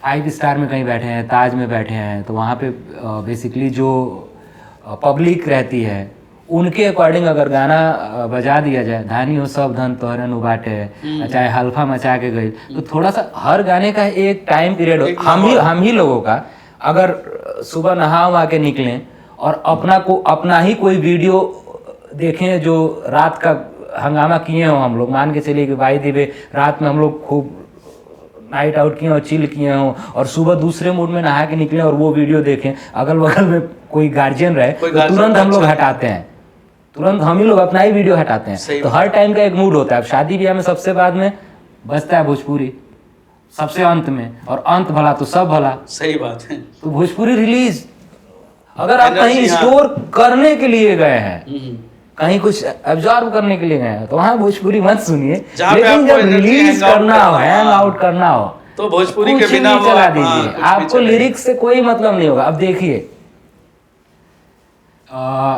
एक गाना है अभी ट्रेंड कर रहा है। अच्छा, अरे कौन सा गाना है ये, शाम है धुआं धुआं। हाँ शाम है, अवधेश प्रेमी का है शायद। एक नया सिंगर है, अच्छा, मतलब वो बेसिकली पांडे करके कोई है। अच्छा, उसका भी गाना रोका गया था कुछ कांड वाला। हाँ, तो शाम में धुआं धुआं का व्यूज जितना अजय देवगन जी के लीड में नहीं मिला है, उतना इधर ये चल गया। भले लोगों को पता नहीं कौन गाया है। हाँ, एक और कोई ऐसा ही भोजपुरी का सॉन्ग है, केला के बैठा रही। हाँ, बैठा रही। अब सोचिए कितना रील कौन बनाया। तो पब्लिक क्या होता है ना कि एक ही गाने के कोई अर्थ में घुसता है, कोई लजाया जाता है, कोई उससे ऊपर निकल गया रहता है तो मौज में लेके छोड़ देता है।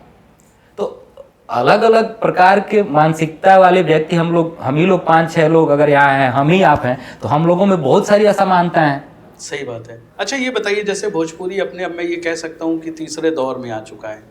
पहला दौर तो मान लीजिए जो हमारे पुराने शारदा सिन्हा जी हैं या मालिनी अवस्थी जी, जो ट्रेंडिंग भोजपुरी होता था, उसके बाद फिर आ गए पावर स्टार पवन सिंह जी, मनोज तिवारी जी, खेसारी लाल यादव जी, बहुत बड़े बड़े सिंगर इस समय इंडस्ट्री में, जिन्होंने इंडस्ट्री को एक अलग दिशा दी। आज के समय में लोगों को रोजगार भी मिल रहा है और लोगों को थोड़ी सी पहचान भी मिल रही है एज अ भोजपुरी सिंगर, चाहे वो यूट्यूब का प्लेटफॉर्म हो, चाहे वो सिनेमा का ही क्यों ना रहा हो। अब ये थर्ड एरा आ गया है। अब नए और सिंगर आपने देखा होगा जो चाइल्ड आर्टिस्ट हैं, वो भी अब बचपन से ही भोजपुरी गाना गाने लग रहे हैं। कितना अंतर देख पा रहे हैं आप तीनों में इंडस्ट्री के हिसाब से? अब इंडस्ट्री किस तरफ जा रही है? एज अ भोजपुरी को लोग बहुत ज़्यादा तवज्जो नहीं देते थे, अब तीसरा जो डिकेड आया है, आप किस तरीके से आंकते हैं इसको? बेसिकली देखिए, मैंने जो ऑब्जर्व किया कि आजकल जो भी है महत्व लोग सोशल मीडिया के रेस्पॉन्स पे ही देते हैं। पहले जो कंटेंट होते थे वो कितने लिमिटेड आते थे, जो कैमरा पे दिख गया वो हीरो होता था। आजकल हम लोग डेली लाइफ का कंटेंट बना रहे हैं। सही बात है। उठ रहे हैं वहां से लेके सो रहे हैं वहां तक, और हर कोई बना रहा है।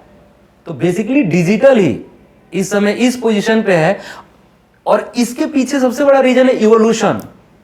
भले इस समय डिस्ट्रक्टिव चल रहा है, कुछ भी चीजें लोग डाल दिया कर रहे हैं, लेकिन वो यहाँ पे कुछ ना कुछ असर कर रहा है जो दिख नहीं रहा है। आने वाले टाइम में फिर और देखिएगा सूदिंग हो जाएगा सारा चीज। और सबसे बड़ी बात ये होती है कि कंटेंट मैटर नहीं करता। अगर मैं 5 लाख का गाना बनाऊं, वो देखने वाले 20 लोग हों, कोई मतलब नहीं है।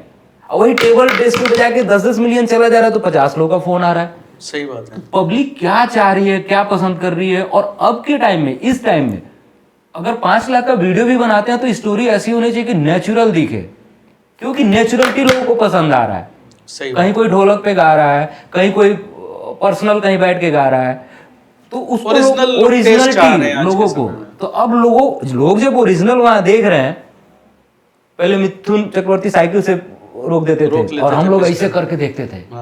फिर बाद में हम लोग वही बड़े हुए तो देख के हंसने लगे। सही देखा ना भाई, दीवार मूवी में बेलचे मार रहे हैं अमिताभ बच्चन, और वो कलैया मार मार के उठ रहा है। वो सीन उस समय हम लोग ऐसे VCR में टीवी में देखते थे, मार शशि कपूर गोली मार दिए तो हम इधर रो रहे हैं, अरे मार। अब देख हंसी आती। तो वही धीरे धीरे जब ओरिजिनल कंटेंट लगातार लोगों के आंखों में पड़ेगा तो दिमाग विकसित होगा, फिर अपने आप धीरे धीरे चीजें सटीक होनी शुरू हो जाएंगी। सही बात। और भोजपुरी हब है भाई। भोजपुरी यूपी बिहार मिल के ही इतना मिलियन दे देता है कि अब सोचिए कि बॉलीवुड तक, बॉलीवुड के एक्टर एक्ट्रेस भी आजकल भोजपुरी में, साउथ इंडिया तक उतार देता है भोजपुरी। सही बात। अच्छा ये बताइए, जिस हिसाब से अभी इस समय इंडस्ट्री में 2-3 बड़े बड़े स्टार हैं, ये लोग कहीं ना कहीं इन्होंने सिंगिंग से शुरुआत की, उसके बाद जो है ये एक्टर बन गए और आज ये पॉलिटिक्स में आ गए जी।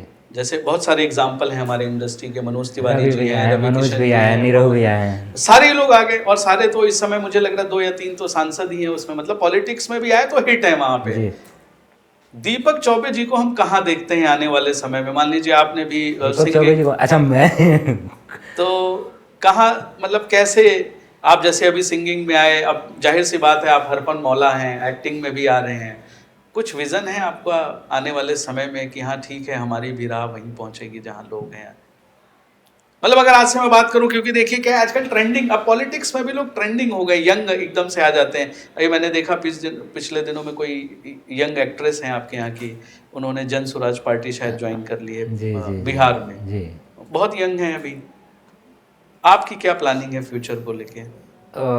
या अभी पूरी तरीके से फोकस्ड है? हमारा देखिए, हमारा एक फंडा है सर, जो सत्य है वो वर्तमान है। अच्छा, प्रेजेंट में जिएंगे, जो वर्तमान है वही सत्य है। फ्यूचर की कोई प्लानिंग अभी फिलहाल कुछ नहीं। वो जहां जैसे जब जाना होगा आदमी जाएगा। बेसिकली होता ये है कि रवि भैया हो गए, मनोज भैया हो गए, अब इंडस्ट्री का एक माहौल देखिए, कभी कभी क्या होता है ना कि एक कोई घुसता है किसी चीज में, किसी मानसिकता से, किसी विजन के साथ, एक कोई घुसता है। मैं अपनी इंडस्ट्री की बात बता रहा हूँ, जो रियलिटी है। कुछ लोग देखा देखी घुस जाते हैं। सही बात है, वो अब कर रहे हैं। अब देखिए, हमको पता नहीं क्यों अभी तक दिल पे चलाई छुरिया का, पता नहीं क्यों अभी तक भोजपुरी रीमेक अभी पता नहीं हुआ है कि नहीं हुआ, मैंने सर्च नहीं किया, लेकिन अब तक 20 गाने आ जाने चाहिए। सही बात। जो गाना एक ट्रेंड किया, जिस प्रकार की चीजें होती है उसमें इतना क्रिएटिविटी होने लगता है, सब कोई अपने अपने तरीके से क्रिएटिविटी कर देता है। आपने बनाया इसका भोजपुरी? नहीं, हमने नहीं बनाया। हम देखिए, हमारा शुरू से ही वही रहा, शुरू बचपन से ही, चाहे वो वायरल हुआ हो चाहे ना हुआ हो, मैं बैठता था तो हिंदी भोजपुरी मैशअप करके गाता था, वो आज भी गाता हूँ। मिक्स करके गाता हूँ। लेकिन बेसिकली जो चीजें चल रही हो, अब मेरे दिमाग में कभी भी मेरी टीम, जो पटना की टीम है, वो बोलती है कि व्यास बैंक ऑफ बड़ौदा में खाता खुलवाओ, बड़ा ट्रेंडिंग चल रहा है, गईबा का। मेरा मन तुरंत नहीं, मैंने कहा नहीं गाएंगे, उससे बढ़िया एक अपना क्रिएशन कुछ दे देंगे। हाँ, आप खुद ही लिखते हैं, खुद ही तो मुझे अच्छा लग जाएगा। मतलब कुल मिला के आपको खुद का ही लिखा हुआ, वो अगला मेरा अगर वो चीज मुझे क्लिक कर गया, मुझे दिमाग में आएगा कि इसमें मैं कुछ क्रिएशन दे सकता हूँ, तब मैं हाथ डालूंगा। ये सोच के नहीं कि चल रहा है तो मैं भी गा दूं। अच्छा, कोई ऐसा गाना जो आपने आज तक लिखा हो लेकिन आप उसको रिलीज नहीं कर पाए? बड़ा प्यारा गाना, दिल के करीब हो आपके। आपको कैसे पता? मतलब अच्छा पूछ रहे हैं ये दिल की बात आपके मेरे तक पहुंच रही है। एक्चुअली एक गाना है हाँ जो अब रिलीज हो भी जाएगा, लेकिन आपने जब क्वेश्चन किया तो मैं तत्काल एक ही चीज से रिलेट किया। एक गाना था, उस गाने के चक्कर में मैं 15 दिन क्लास भी किया था म्यूजिक का, यहीं आपके मुंशी पुलिया पे आर्या इंस्टीट्यूट में, जी जी। कि ताकि उसमें और मैं कंपोजिशन बढ़ा पाऊं। मतलब दिल से एकदम। दिल से एक गाना हम लोगों ने लिखा था, मैं और अभिषेक, वही अभिषेक जो गिटारिस्ट वाले। हाँ, तो एक गाना हम लोग लिखे थे कि तेरी मस्त निगाहों में काश यूं ही खो जाऊं, बन के धड़कन तेरा ही बस हो जाऊं, ये मेरी बेचैनी कहती है अब मुझसे, तेरा होके तेरी बाहों में सो जाऊं, और तुझसे कह पाऊं तेरे बिन ना रह पाऊं, और तुझसे कह पाऊं तेरे बिन ना रह पाऊं, कहना भी चाहूं रहना भी चाहूं तेरी निगाहों में सनम, तुझको है मांगा तुझको है चाहा, रब से भी मांगा हर जन्म। देखिए पता नहीं क्यों भूला नहीं, मैं गा दिया, लेकिन ये 2016 में हमने ये गाना लिखा था। बॉलीवुड सॉन्ग टाइप है। हाँ, इसमें मतलब कोई ऐसा सॉन्ग जो भोजपुरी का भी आपने इसको मिक्स किया हो? ऐसा भोजपुरी में भी एक गाना मैंने लिखा था। हाँ।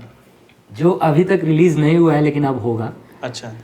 सुना सकता हूँ? हाँ, सुना सकता हूँ, लेकिन अच्छा चलिए सुना ही देता हूँ। मतलब फर्स्ट टाइम हम लोग इसको सुनेंगे। ये सॉन्ग जो है अभी रिलीज नहीं हुआ। रिलीज नहीं हुआ, नेक्स्ट मंथ रिलीज होगा अभी। चलिए, हमारे दर्शकों के लिए बहुत अच्छी बात है कि हमारे दीपक भाई का ये सॉन्ग है, उसके मुखड़े ही एक आध दो लाइन कि जो अभी तक कहीं रिलीज नहीं हुआ है, आने वाले समय में रिलीज होगा नेक्स्ट मंथ। दारू से दर्द न जाला अखिया बरसेला, घुट घुट के बिरह में काहे दिलवा तड़पेला, कि दारू से दर्द न जाला अखिया बरसेला, घुट घुट के बिरह में काहे दिलवा तड़पेला,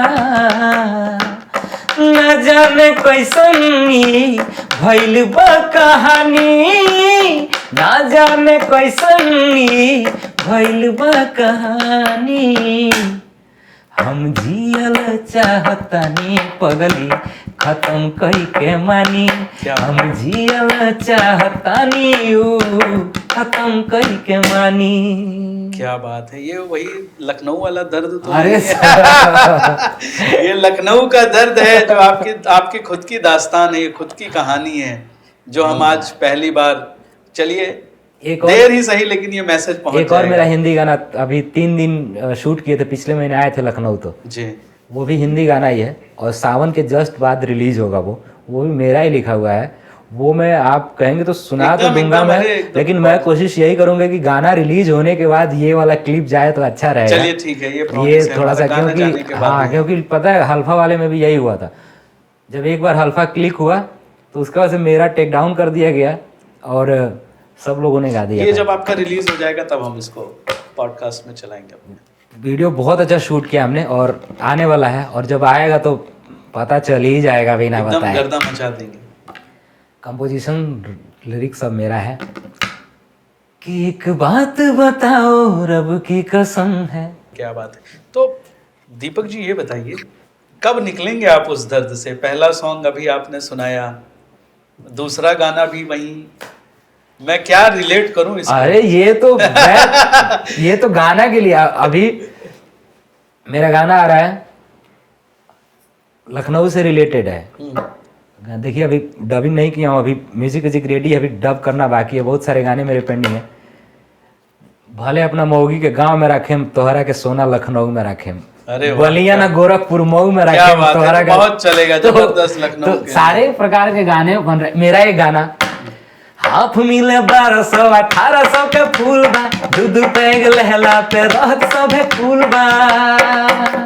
हाफ मिले 1200 1800 के फूल बा, दूध पैग लहला पे रहत सभे कुल बा, ना जाने लोग के भरम कब टूटी।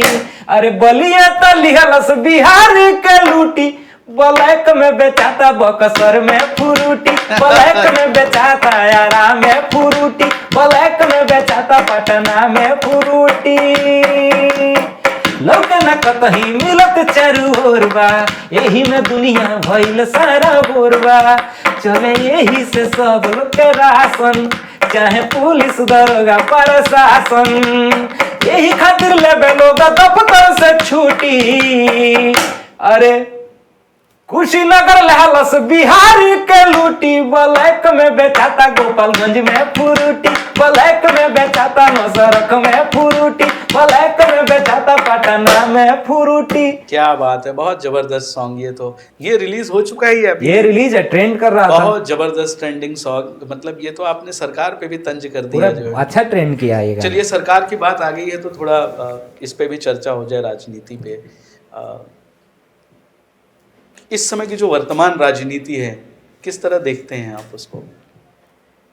हाँ, वर्तमान राजनीति को तो हम देख ही नहीं पाते, यही मेरी कमी है। लेकिन सबसे बड़ी बात यह है कि मेरा मानना है कि मैं पार्टी बेस्ड पे नहीं देखता हूँ। मतलब आपके लिए मैं नेचर जिनका अच्छा होता है। अब देखिए राजनीति में कुछ ऐसे चेहरे हैं जिनको मैं बहुत मानता हूँ। कौन फेवरेट हैं आपके? ऐसे ही, मतलब मैं काम से नहीं, ऐसे ही पूछ। हाँ, मैं भी ऐसे ही बता रहा हूँ, काम से कहाँ बताता हूँ मैं। कौन झूठ बिना मतलब के कौन बुरा बनना चाहता है, मैं भी ऐसे ही जो मेरा सोल फील करता है। मतलब ऐसे कि हाँ अच्छे लगते हैं, ये वाला काम करा दिए बहुत जबरदस्त। काम से मैं नहीं, मतलब ये काम अच्छा हो रहा है, ये हो रहा है, जिनसे रूबरू हुआ। मान के चलिए कि हमारे राजनीति तो नहीं कह सकते हैं, अगर एक्टिव देखा जाए तो बेसिकली है वो एक समुदाय से, मतलब एक समुदाय के लीडर हैं वो, राजपूत लोगों के लीडर हैं।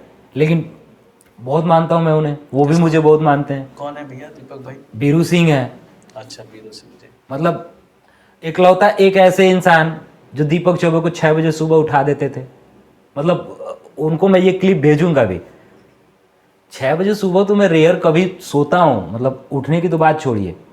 6 बजे सुबह ये बाल पकड़ के पैर पकड़ के उठ उठ, तो उनके डर के मारे मैं क्या करता था, चद्दर चौकी के नीचे फेंक देता था और नीचे रख, और जब देखता था इधर उधर हुए, कलैया मार के नीचे घुस गया।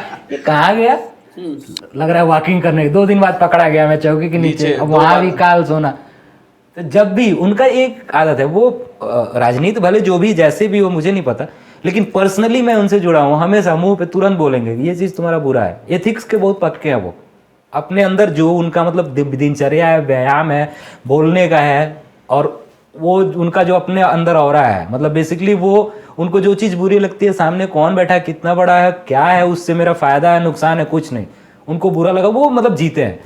और आपके मैंने कभी मिला नहीं, मिलने की इच्छा जाहिर भी किया हूँ, मुझे मतलब कभी नहीं मिला। मैं जानता भी नहीं कि कितना काम वो कराएं, क्या कराएं, लेकिन बेसिकली मतलब मेरे अंदर बैठा हुआ मैं तेज प्रताप यादव जी, मुझे मतलब भले जो भी ट्रोल होते हो या जो भी होते हो, क्लिक करते हैं आपको कहीं। हाँ, मुझे लगता है कि कभी ऐसा कभी ऐसा लगता है कि कभी मिलने का मौका मिले, फुर्सत से, फोटो वाला मिलना नहीं, इसीलिए अभी तक नहीं मिल पाया शायद। हाँ, मतलब बैठकी मतलब उनके पास अगर अब ये प्रभु की इच्छा है तो मैं आधा एक घंटा उनसे बैठ के उनके मुंह से उनके बारे में समझ पाऊँ कि वो मतलब क्या चीज़ है, उनके अंदर कैसा चलता है। इतना तो तजुर्बा आदमी लाइफ में सीखा ही है कि अगर किसी के साथ बैठ रहा है तो महसूस कर पाता है कि सही बात है। बाकी हमारे वहाँ के बहुत सारे जो भी हमारे वहाँ के भी हमारे विधायक जी हैं, हमको बहुत मानते हैं।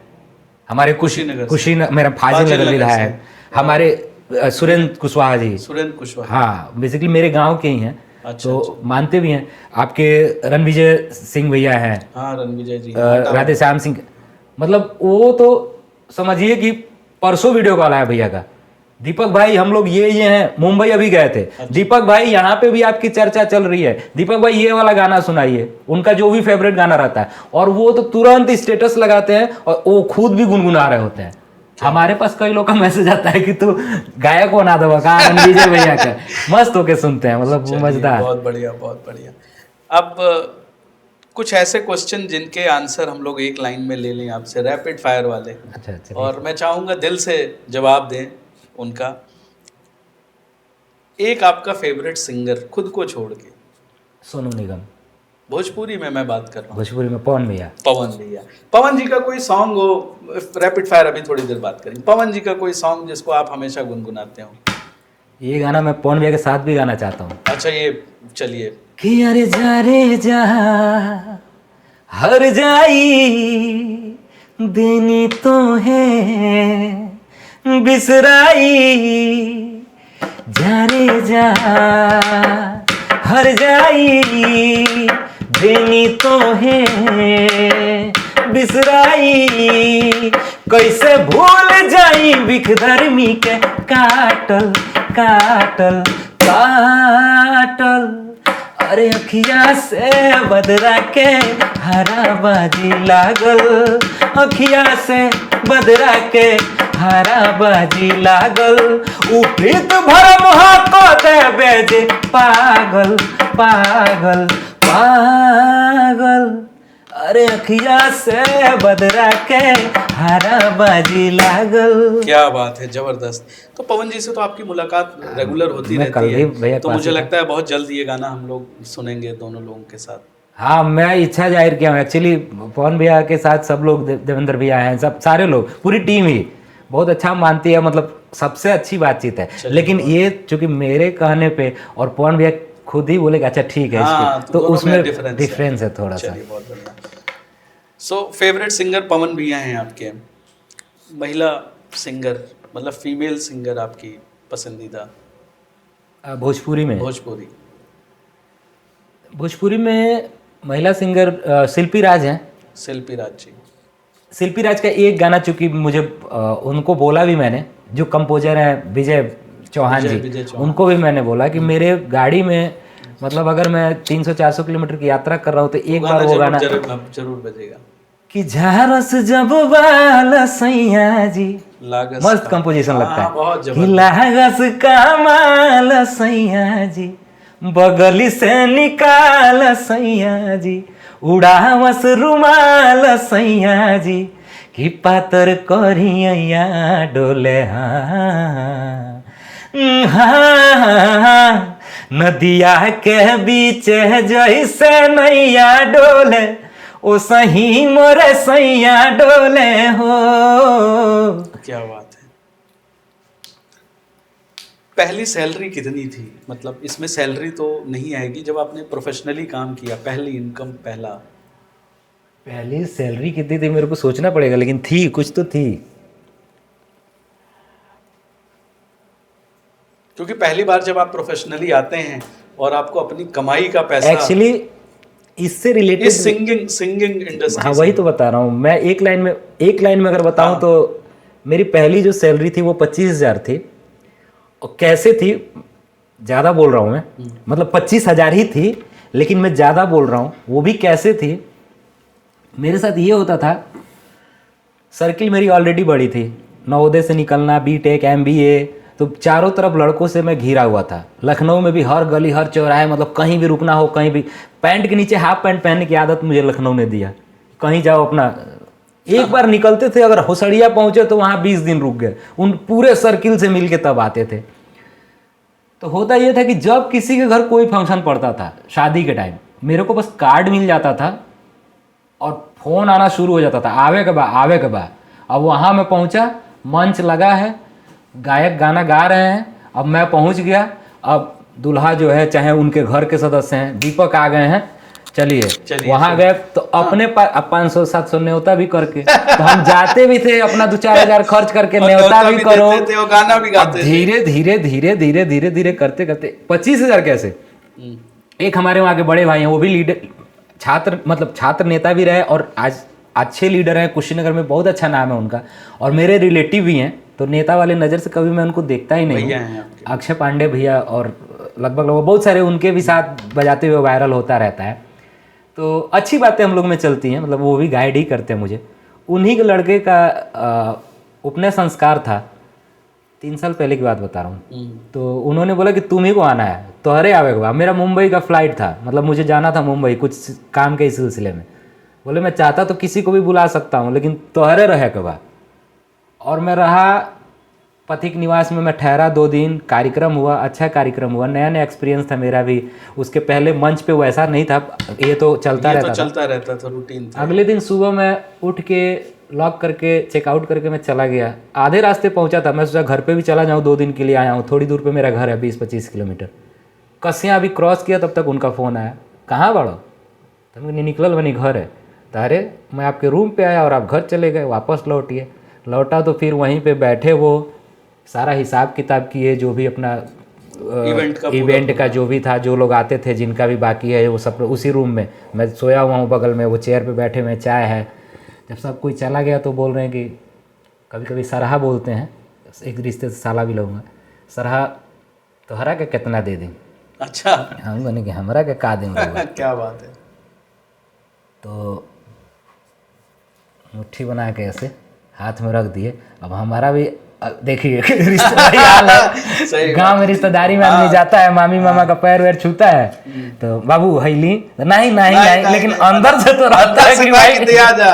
तो इसीलिए कोशिश मैं करता था पहले, जब ममहर फुफहर जाता था, कि शर्ट वर्ट ऐसा पहना जाए कि ऊपर जेब हो, क्योंकि जबरदस्ती वो लोग खोज देते हैं। तो उतना भी मना नहीं कर देना है कि अगला रख ही नहीं। सही बात है। पहली कमाई बड़ी बढ़िया, मतलब पहली इनकम आपकी ऑफिशियली 25,000 रुपए, नहीं तो उससे पहले तो न्योता में जाओ, न्योता भी दो और किराया भाड़ा भी लगा जाओ। चलिए बहुत बढ़िया। गुस्सा कब आता है, इंटरव्यू में या जब लोगों के साथ रहते हैं या रिकॉर्डिंग में? मतलब कब गुस्सा आता है, अगर कोई जानना चाहे आपके बारे में? एक्चुअली गुस्सा पहले तो बहुत आता था, छोटी छोटी बात पे भी आ जाता था। जैसे मुझे गुस्सा तब आता, अभी भी, जैसे आपके साथ मैं बहुत टाइम स्पेंड किया, आप मेरा सारा प्रकार जानते हो कि मैं कैसे रहता हूँ, फिर भी कुछ मेरे एथिक्स के खिलाफ आप कुछ कर रहे हो, मतलब मेरे पीठ पीछे कुछ चीज़ें ऐसी कर रहे हो जिससे मतलब मैं इन्वॉल्व हूँ और मेरे को उससे तकलीफ हो रहा है। मैं, क्योंकि बहुत मेहनत करके आदमी नाम कमाता है, सही बात है, और अपने सर्किल के बदौलत ही कमाता है बेसिकली। कई 500 मिलियन वाले गायक हैं जो मार्केट में उतरते तो उनका चेहरा कोई नहीं पहचानता। और जब मैं मिलियन भी टच नहीं किया था यूट्यूब पे, तो कुशीनगर, लखनऊ ऐसे शहर थे, नोएडा, जहाँ पे अननोन क्राउड भी मुझे मिल जाती थी। अयोध्या दर्शन करने जाओ तो आप दीपक चौबे हैं, इस तरीके से। वो सब तभी पॉसिबल था जब मेरा सर्किल मुझे प्रमोट कर रहा है। सही बात है। और ऑलरेडी बड़ी सर्किल थी, प्रमोट कर रहा है। तो जब इस बीच में कोई पीठ पीछे कुछ करता है तब गुस्सा, अब इस समय मतलब एक जगह बस, बाकी तो मैंने कंट्रोल कर लिया गुस्से का। और हाँ, मुझे गुस्सा आता है खास करके जब मैं वीडियो शूट कर रहा होता हूँ, क्योंकि वीडियो शूट करते टाइम 2-3 लोग मेरे साथ परमानेंट रहते हैं, हमारे जो मैनेज करते हैं, अमित जी, कुंदन जी, एक शिवम करके लड़का अभी बनारस में, पहले चाय का ठेला लगाता था इंजीनियरिंग कॉलेज पे, बहुत मानता हूँ उसको, तो जहाँ भी शूट रहता है आ जाता है। राहुल हैं, बहुत 3-4-5 लड़के ऐसे जो मेरे साथ रहते हैं। मतलब आप वीडियो रिकॉर्डिंग के समय आपके साथ लोग चाहिए, और उस समय आप बहुत स्ट्रिक्ट रहते हैं। हाँ, स्ट्रिक्ट रहते हैं, क्योंकि पैंट कहीं छूट गया, शर्ट ये कहाँ है, वो कहाँ है, जूता कहाँ है। एक तो मुझे भी बहुत कपड़ा चेंज करने की आदत नहीं है मुझे, मेरा बस चले तो इसी में गाना भी शूट कर दूँ, इंटरव्यू भी शूट कर दूँ। अगर डायरेक्टर जबरदस्ती ना कहे कि चेंज करके आइए, तो उस समय गुस्सा आता है कि ये कहाँ रख दिए, वो कहाँ रख दिए। एक गाना जो अभी भी रुला देता है आपको, मतलब जो दीपक चौबे को रुला दे, वो सॉन्ग एक्चुअली गाना है। हाँ, अच्छा, तो रोएंगे लेकिन नहीं। कोई बात नहीं, आपका हंसमुख चेहरा है, चलेगा। वैसे गाने 2 हैं, चलिए दोनों सुन लेंगे। एक जो है वो गाना है कहने को साथ अपने एक दुनिया चलती है, फिर चुपके इस दिल में तन्हाई पलती है, ये कुमार जी के ऊपर। ये गाना अच्छा लगता है मुझे, मतलब फील होता है। और एक गाना है जो बहुत रेयर सुनता हूँ कभी कभी, बहुत दर्द में रहते हैं तब। नैना लगियां बारिशा कि सुखी सुखी सपने भी बिछ गए, नैना लगियां बारिशा रोवे पलकां दी कोने विच नींद मेरी, नैना लगियां बारिशा जो डिगदन चोट लगे दिल ते, नैना लगियां बारिशा रुत बिरहां दी बदलां दी छा गई, 2 पल तुझसे जुड़ा था ऐसे फिर रास्ता मुड़ा था, तुझसे मैं खोने लगा जुदा जैसे होने लगा मुझसे कुछ मेरा, तू ही मेरे लिए अब कर दुआ, तू ही इस दर्द से कर दे जुदा, तेरा हो के तेरा जो मैं ना रहा, तो ये खुद से कहता हूँ। तुझे भुला दिया हो, तुझे भुला दिया हो, तुझे भुला दिया हो, फिर क्यों तेरी यादों ने मुझे रुला दिया। क्या बात है, क्या बात है। ये बताइए दीपक जी, स्टूडियो में गाना रिकॉर्ड करने में ज्यादा मजा आता है या लाइव परफॉर्मेंस? लाइव में मजा आता है, बाप रे बाप। स्टूडियो में घुसता हूँ, सही बताऊं, अब तक मैं जब स्टूडियो, मैं पटना जाता हूँ तो मैं स्लो हो जाता हूँ। मतलब समझिए कि 13 गाना रिकॉर्ड करने, तब से जब से आपके पास बैठा हूँ, इसके पहले से भी तो कम से कम 50 गाना तो गा ही दिया हूँगा। सही बात है, लाइव में मजा ज्यादा आता है। तो लाइव में स्टेज पे भी मजा आता है, स्टूडियो में जाते मुझे लगता है कि आधा शक्ति मेरा कोई खींच लिया, सांस रुक, थोड़ा सा फोबिया है, आदत पड़ जाएगी तो। आपने दीपक जी कोरोना के ऊपर गाना बना दिया। हाँ, वो सुनना है हमें। मतलब कोरोना ने तो सब कुछ दिया, लेकिन आपने उस पर गाना में बना दिया। कोरोना के ऊपर एक बार गाना उस समय बनाया था जिस समय कोरोना चल रहा था जी, कि यह साल बहुत महामारी बाया शंका। हाँ, ये गाना इधर बनाया मैं 1 साल पहले। ये वाला कोरोना, चूंकि नाम गाने का कोरोना दिया है, इसमें लाइन है कि यह साल बहुत महामारी बाया शंका बहुत भारी बा, धन भइल बड़ू तू धन धन भर तोरा के तैयारी बा, सब डूब डूब के मर जाई है, तोरे आँख बहुत कजरारी बा, कोरोना के बीमारी बा, बड़ी सुंदर ई नारी बा। ये दिल की इच्छा मंच साझा करने में या लाइव परफॉर्मेंस करने में, स्टेज साझा करने में किसके साथ ज़्यादा मजा आएगा? अगर आपसे पूछा जाए पवन सिंह, खेसारी लाल या अंकुश प्रेमी, किसका नाम लेंगे आप? एक्चुअली मजा तो अपने अंदर की चीज है, नहीं, लाइव परफॉर्मेंस में किसका नाम लेना चाहेंगे? माइक मिलने के बाद तो हम अपना ही प्लेलिस्ट याद आता है। हाँ। लेकिन इच्छा है कि पवन भैया और खेसारी भैया दोनों लोग अलग अलग फ्लेवर है। अब मैं थोड़ा सा समझ पाना मेरे लिए थोड़ा इजी है। खेसारी भैया का जो परफॉर्मेंस होता है, बॉडी एक्टिविटीज होती है, बॉडी लैंग्वेज होता है, वो अलग रहता है, पवन भैया का अलग रहता है। तो दोनों लोगों के साथ करने में मजा आएगा। और बाकी इनके अलावा अनुपमा जी हैं, अनुपमा जी के साथ मेरा बहुत सारा एक ही मंच का बहुत सारा क्लिप वायरल हुआ था। क्योंकि वो भी बहुत अच्छा गाती हैं और उनके पास भी हिंदी भोजपुरी का कलेक्शन रहता है, तो उनके साथ मैशअप करने में, मर्ज करने में अच्छा लगता है, बहुत अच्छा लगता है। चलिए, बहुत बढ़िया। अगर आईएएस बन गए होते और आज सिंगर बने हैं, तो दोनों में दिल से किसको चाहते, नौकरी को या सिंगिंग को?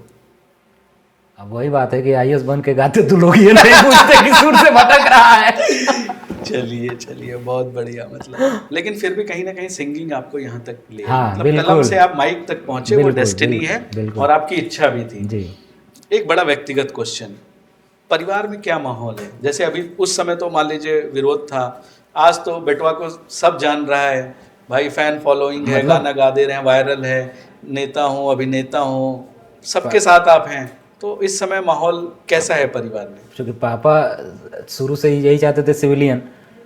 तो एक टाइम था, मतलब 2020, 21, 22, 23 तक। 23 में मुझे लगा कि पापा अब मेरे को धीरे धीरे समझ रहे हैं। लेकिन वो चूंकि पापा है ना, बाप होता है, सही बात, तो वो मतलब मुझे फील नहीं कराने देना चाहते थे कि वो फिर भी दुखी थे, फील नहीं कभी कराया। मतलब वो भी अंदर से अभी भी चाहते हैं नहीं, अब तो मस्त है, मतलब आ गए। अब जो उनका रिटायरमेंट के बाद से हमने जो इवेंट रखा घर पे, छोटा सा इवेंट रखा, क्योंकि उनका रिटायरमेंट जब था उसी के 12 दिन बाद मेरा बर्थडे था, तो उसी उपलक्ष्य में रखा गया। तो उस दिन थोड़ा सा पापा का मतलब थोड़ा मतलब उनके बॉडी लैंग्वेज से लगा कि थोड़ा सा गर्वान्वित महसूस। पापा को अगर गाना कोई डेडिकेट करना चाहिए, आपने उस दिन भी गाया होगा जब दिल से? नहीं, मैं अरे वो नहीं हो पाता है कभी। मतलब कभी शुरू से ही, जैसे पापा अगर उधर बैठे हुए हैं आप इधर, तो मैं इधर। अभी भी 3 दिन में घर था। तो पापा के साथ ज्यादा कंफर्टेबल है या मम्मी के साथ? जैसे मम्मी के थ्रू पापा तक पहुंचना होता है मुझे। दिल में पापा है। हाँ मतलब ज्यादातर मैं शुरू से दिल में पापा। हाँ पापा, तो मम्मी के थ्रू ही पहुंचता हूँ मैं, क्योंकि मतलब पापा का आपने विरोध भी किया, हाँ मतलब उनके जो उनको सामाजिक और वो सारा चाहिए था, लेकिन दिल में आपके पापा। हाँ बेसिकली। कहाँ देखते हैं अगले 5 साल में दीपक चौबे अपने आप को? देखिए इसी तरह प्यार आशीर्वाद आप सबका मिलता रहेगा। हमारे जो बिहार यूपी दोनों, मतलब पता नहीं ईश्वर ने क्या लिखा है, लेकिन बहुत अच्छा ही लिखा है, मन बहुत प्रसन्न रहता है। यूपी पूर्वांचल का रहने वाला मैं, बहुत ज़्यादा फेमस भी नहीं, बहुत हिट गाने भी नहीं। बेसिकली यूट्यूब पे मेरा कोई 10 मिलियन 20 मिलियन गाना नहीं है। मेरे फेसबुक पे है, मेरे पेज पे अच्छा मतलब 10 मिलियन भी है, 20 मिलियन भी है, 2 मिलियन भी है, 4 मिलियन। फेसबुक पेज, इंस्टा पे बहुत सारे मिलियंस में है। जो दूसरों का गाना है, अपना ही गाना ट्रेंड, मेरा रियल वाइज ट्रेंडिंग में रहता है। यूट्यूब पे कोई गाना ऐसा नहीं कि 10 मिलियन 20 मिलियन हो, लेकिन फिर भी पूर्वांचल का रहने वाला मैं, कुशीनगर जिले का रहने वाला, बिहार से भी उतना ही प्यार मिल रहा है, यूपी से ही उतना ही प्यार मिल रहा है। गोपालगंज, सिवान, भभुआ, मोहनिया, समस्तीपुर, पटना, लोकल पटना बभनपुरा इलाका, आपका इधर सासाराम, जमुई, इन सब जगह से छिटपिट अननोन प्यार मिलता है। अपना बलिया, गाजीपुर, लखनऊ, दुबई, बैंकॉक से शोज के लिए फ़ोन आते हैं, दुबई से आते हैं। तो जो ये सिनेरियो चल रहा है, और इसी तरीके से अगर प्यार सबका मिलता रहे, क्योंकि क्रिएशन प्यार का मोहताज होता है। मुझे खुद भी नहीं पता, अभी सब लोग प्यार करना बंद कर दें तो खुद में ही जो गाना आदमी बहुत बार गाता भी है वो भी सुर में नहीं गा पाएगा। और जब प्यार मिलता रहेगा ना तो एक्सपोनेंशियल चीजें जाएंगी। मेरे अंदर क्या छुपा है वो बढ़ के निकलेगा, मेरे कंपोजिशंस निकलेंगे, मेरे तरीके निकलेंगे। डांस कर लेना, कभी मतलब मिमिक्री कर लेना, कभी कभी मिमिक्री भी कर लेता हूँ, मतलब अपने आप निकलता है। तो 5 साल में मुझे नहीं पता, लेकिन पिछले साल से जो इस साल इम्प्रूवमेंट दिखा लोगों के प्यार में, वो ये बताता है कि 2027 तक अच्छा होने वाला है। मतलब अच्छे अच्छे गाने आने वाले हैं, और ऐसे ही प्यार मिलता रहे तो बजेंगे मार्केट में, गाने बजेंगे। बहुत बढ़िया। दीपक चौबे ऐसे ही रहेंगे या आने वाले समय में बॉलीवुड और हॉलीवुड चेंज कर लेंगे? जैसे आपने कहा कि नहीं मेरा एक टेस्ट है भोजपुरी और मैं मिक्स करके मैं मैसअप ही गाता हूँ और वही मेरी पहचान है। आने वाले समय में कोई ऐसा तो नहीं कि समय के साथ हर कोई चाहता है कि हम भी बॉलीवुड में एक गाना गाएं, तो बॉलीवुड में गाना तो ठीक है लेकिन अपनी ओरिजिनलिटी को तो नहीं छोड़ देंगे? कभी नहीं। अब देखिए आज भी समय कम मिल पाता है, लेकिन आज भी जितनी भी मुलाकात, अब मैं लखनऊ हूँ तो जिस घर में MBA के टाइम में जाता था रहता था, पहला मेरा गाड़ी वहीं जाके रुका। पुराने लोगों को नहीं छोड़ा। हाँ, और जैसे जैसे मान के चलिए 2 बार आया, किसी से नहीं मिल पाया, 3 बार, क्योंकि अकेला शरीर सब चीज करना थक जाता है मन, और दिमाग में ये रहता है कि अब जिससे मिलूंगा, मुझे पता है कि ये हमारा यहाँ का दोस्त है, तो इससे मिलूंगा तो जरूर यही बात शुरू करेगा, और वो बात मैं नहीं करना चाहता हूँ तो नहीं मिलूंगा, अवॉइड करता हूँ। लेकिन सबसे जब जो मिलता है, पहले जैसे हम लोग रहते हैं, पहले अभी भी अननोन कम लोगों से मिलना हो पाता है, अपने ही लोगों में आदमी अपने ही लोगों में आते हैं, तो उन्हीं लोगों के पास वापस है। एक अंतिम सॉन्ग जो हमारे दर्शकों को डेडिकेट करना चाहेंगे आप आज के लिए, आज के ट्रेंड को देखते हुए, जो हमारे दर्शक, उनके लिए एक सॉन्ग अगर गाना चाहूँ तो मेरे दिमाग में कल ही से एक गाना 2 लाइन गूंज रहा है, अभी रियाज में हूँ मैं। अच्छा। कि कोई मुझे दे दे जहर, हंस के मैं पी लूँगा, कोई मुझे दे दे जहर, हंस के मैं पी लूँगा, हर दर्द सह लूँगा, हर हाल में जी लूँगा, हर दर्द सह लूँगा, हर हाल में जी लूँगा, दर्द जुदाई सह ना सकेंगे, तेरे बिना रह ना सकेंगे, जिए तो जिए कैसे, हाय बिन आपके। मजा आ गया इनके साथ, समय कैसे कट गया पता ही नहीं चला। हमारी तरफ से, हमारे इस शो की तरफ से दीपक भाई, आपको आने वाले भविष्य की बहुत बहुत हार्दिक शुभकामनाएं। आप ऐसे ही खिलखिलाते रहें, आपका हंसता हुआ चेहरा देख के मन बहुत प्रसन्न होता है। ये जो कॉकटेल है आपकी म्यूजिक और आपकी हंसी का, भगवान करे, भोलेनाथ करे, परमात्मा करे कि आप हमेशा ऐसे ही थैंक यू सो मुस्कुराते मच। रहें। आपके लिए 2 लाइन। रात के टाइम वो गाना मेरे गाड़ी में चल रहा था और जो ड्राइव कर रहा था उससे डिस्कशन भी हुआ कि इसका मतलब भैया, उसने पूछा, मैंने बताया। और जैसे मैं आपके ऑफिस आया और मैं बैठ के, आपने एक वीडियो आप दिखा रहे थे मुझे, हाँ। और मेरे दिमाग में वो गाना चल रहा था और 2-3 सेकंड या 4 सेकंड बाद वही गाना गाते हुए दिखा हमने दिखा। हाँ।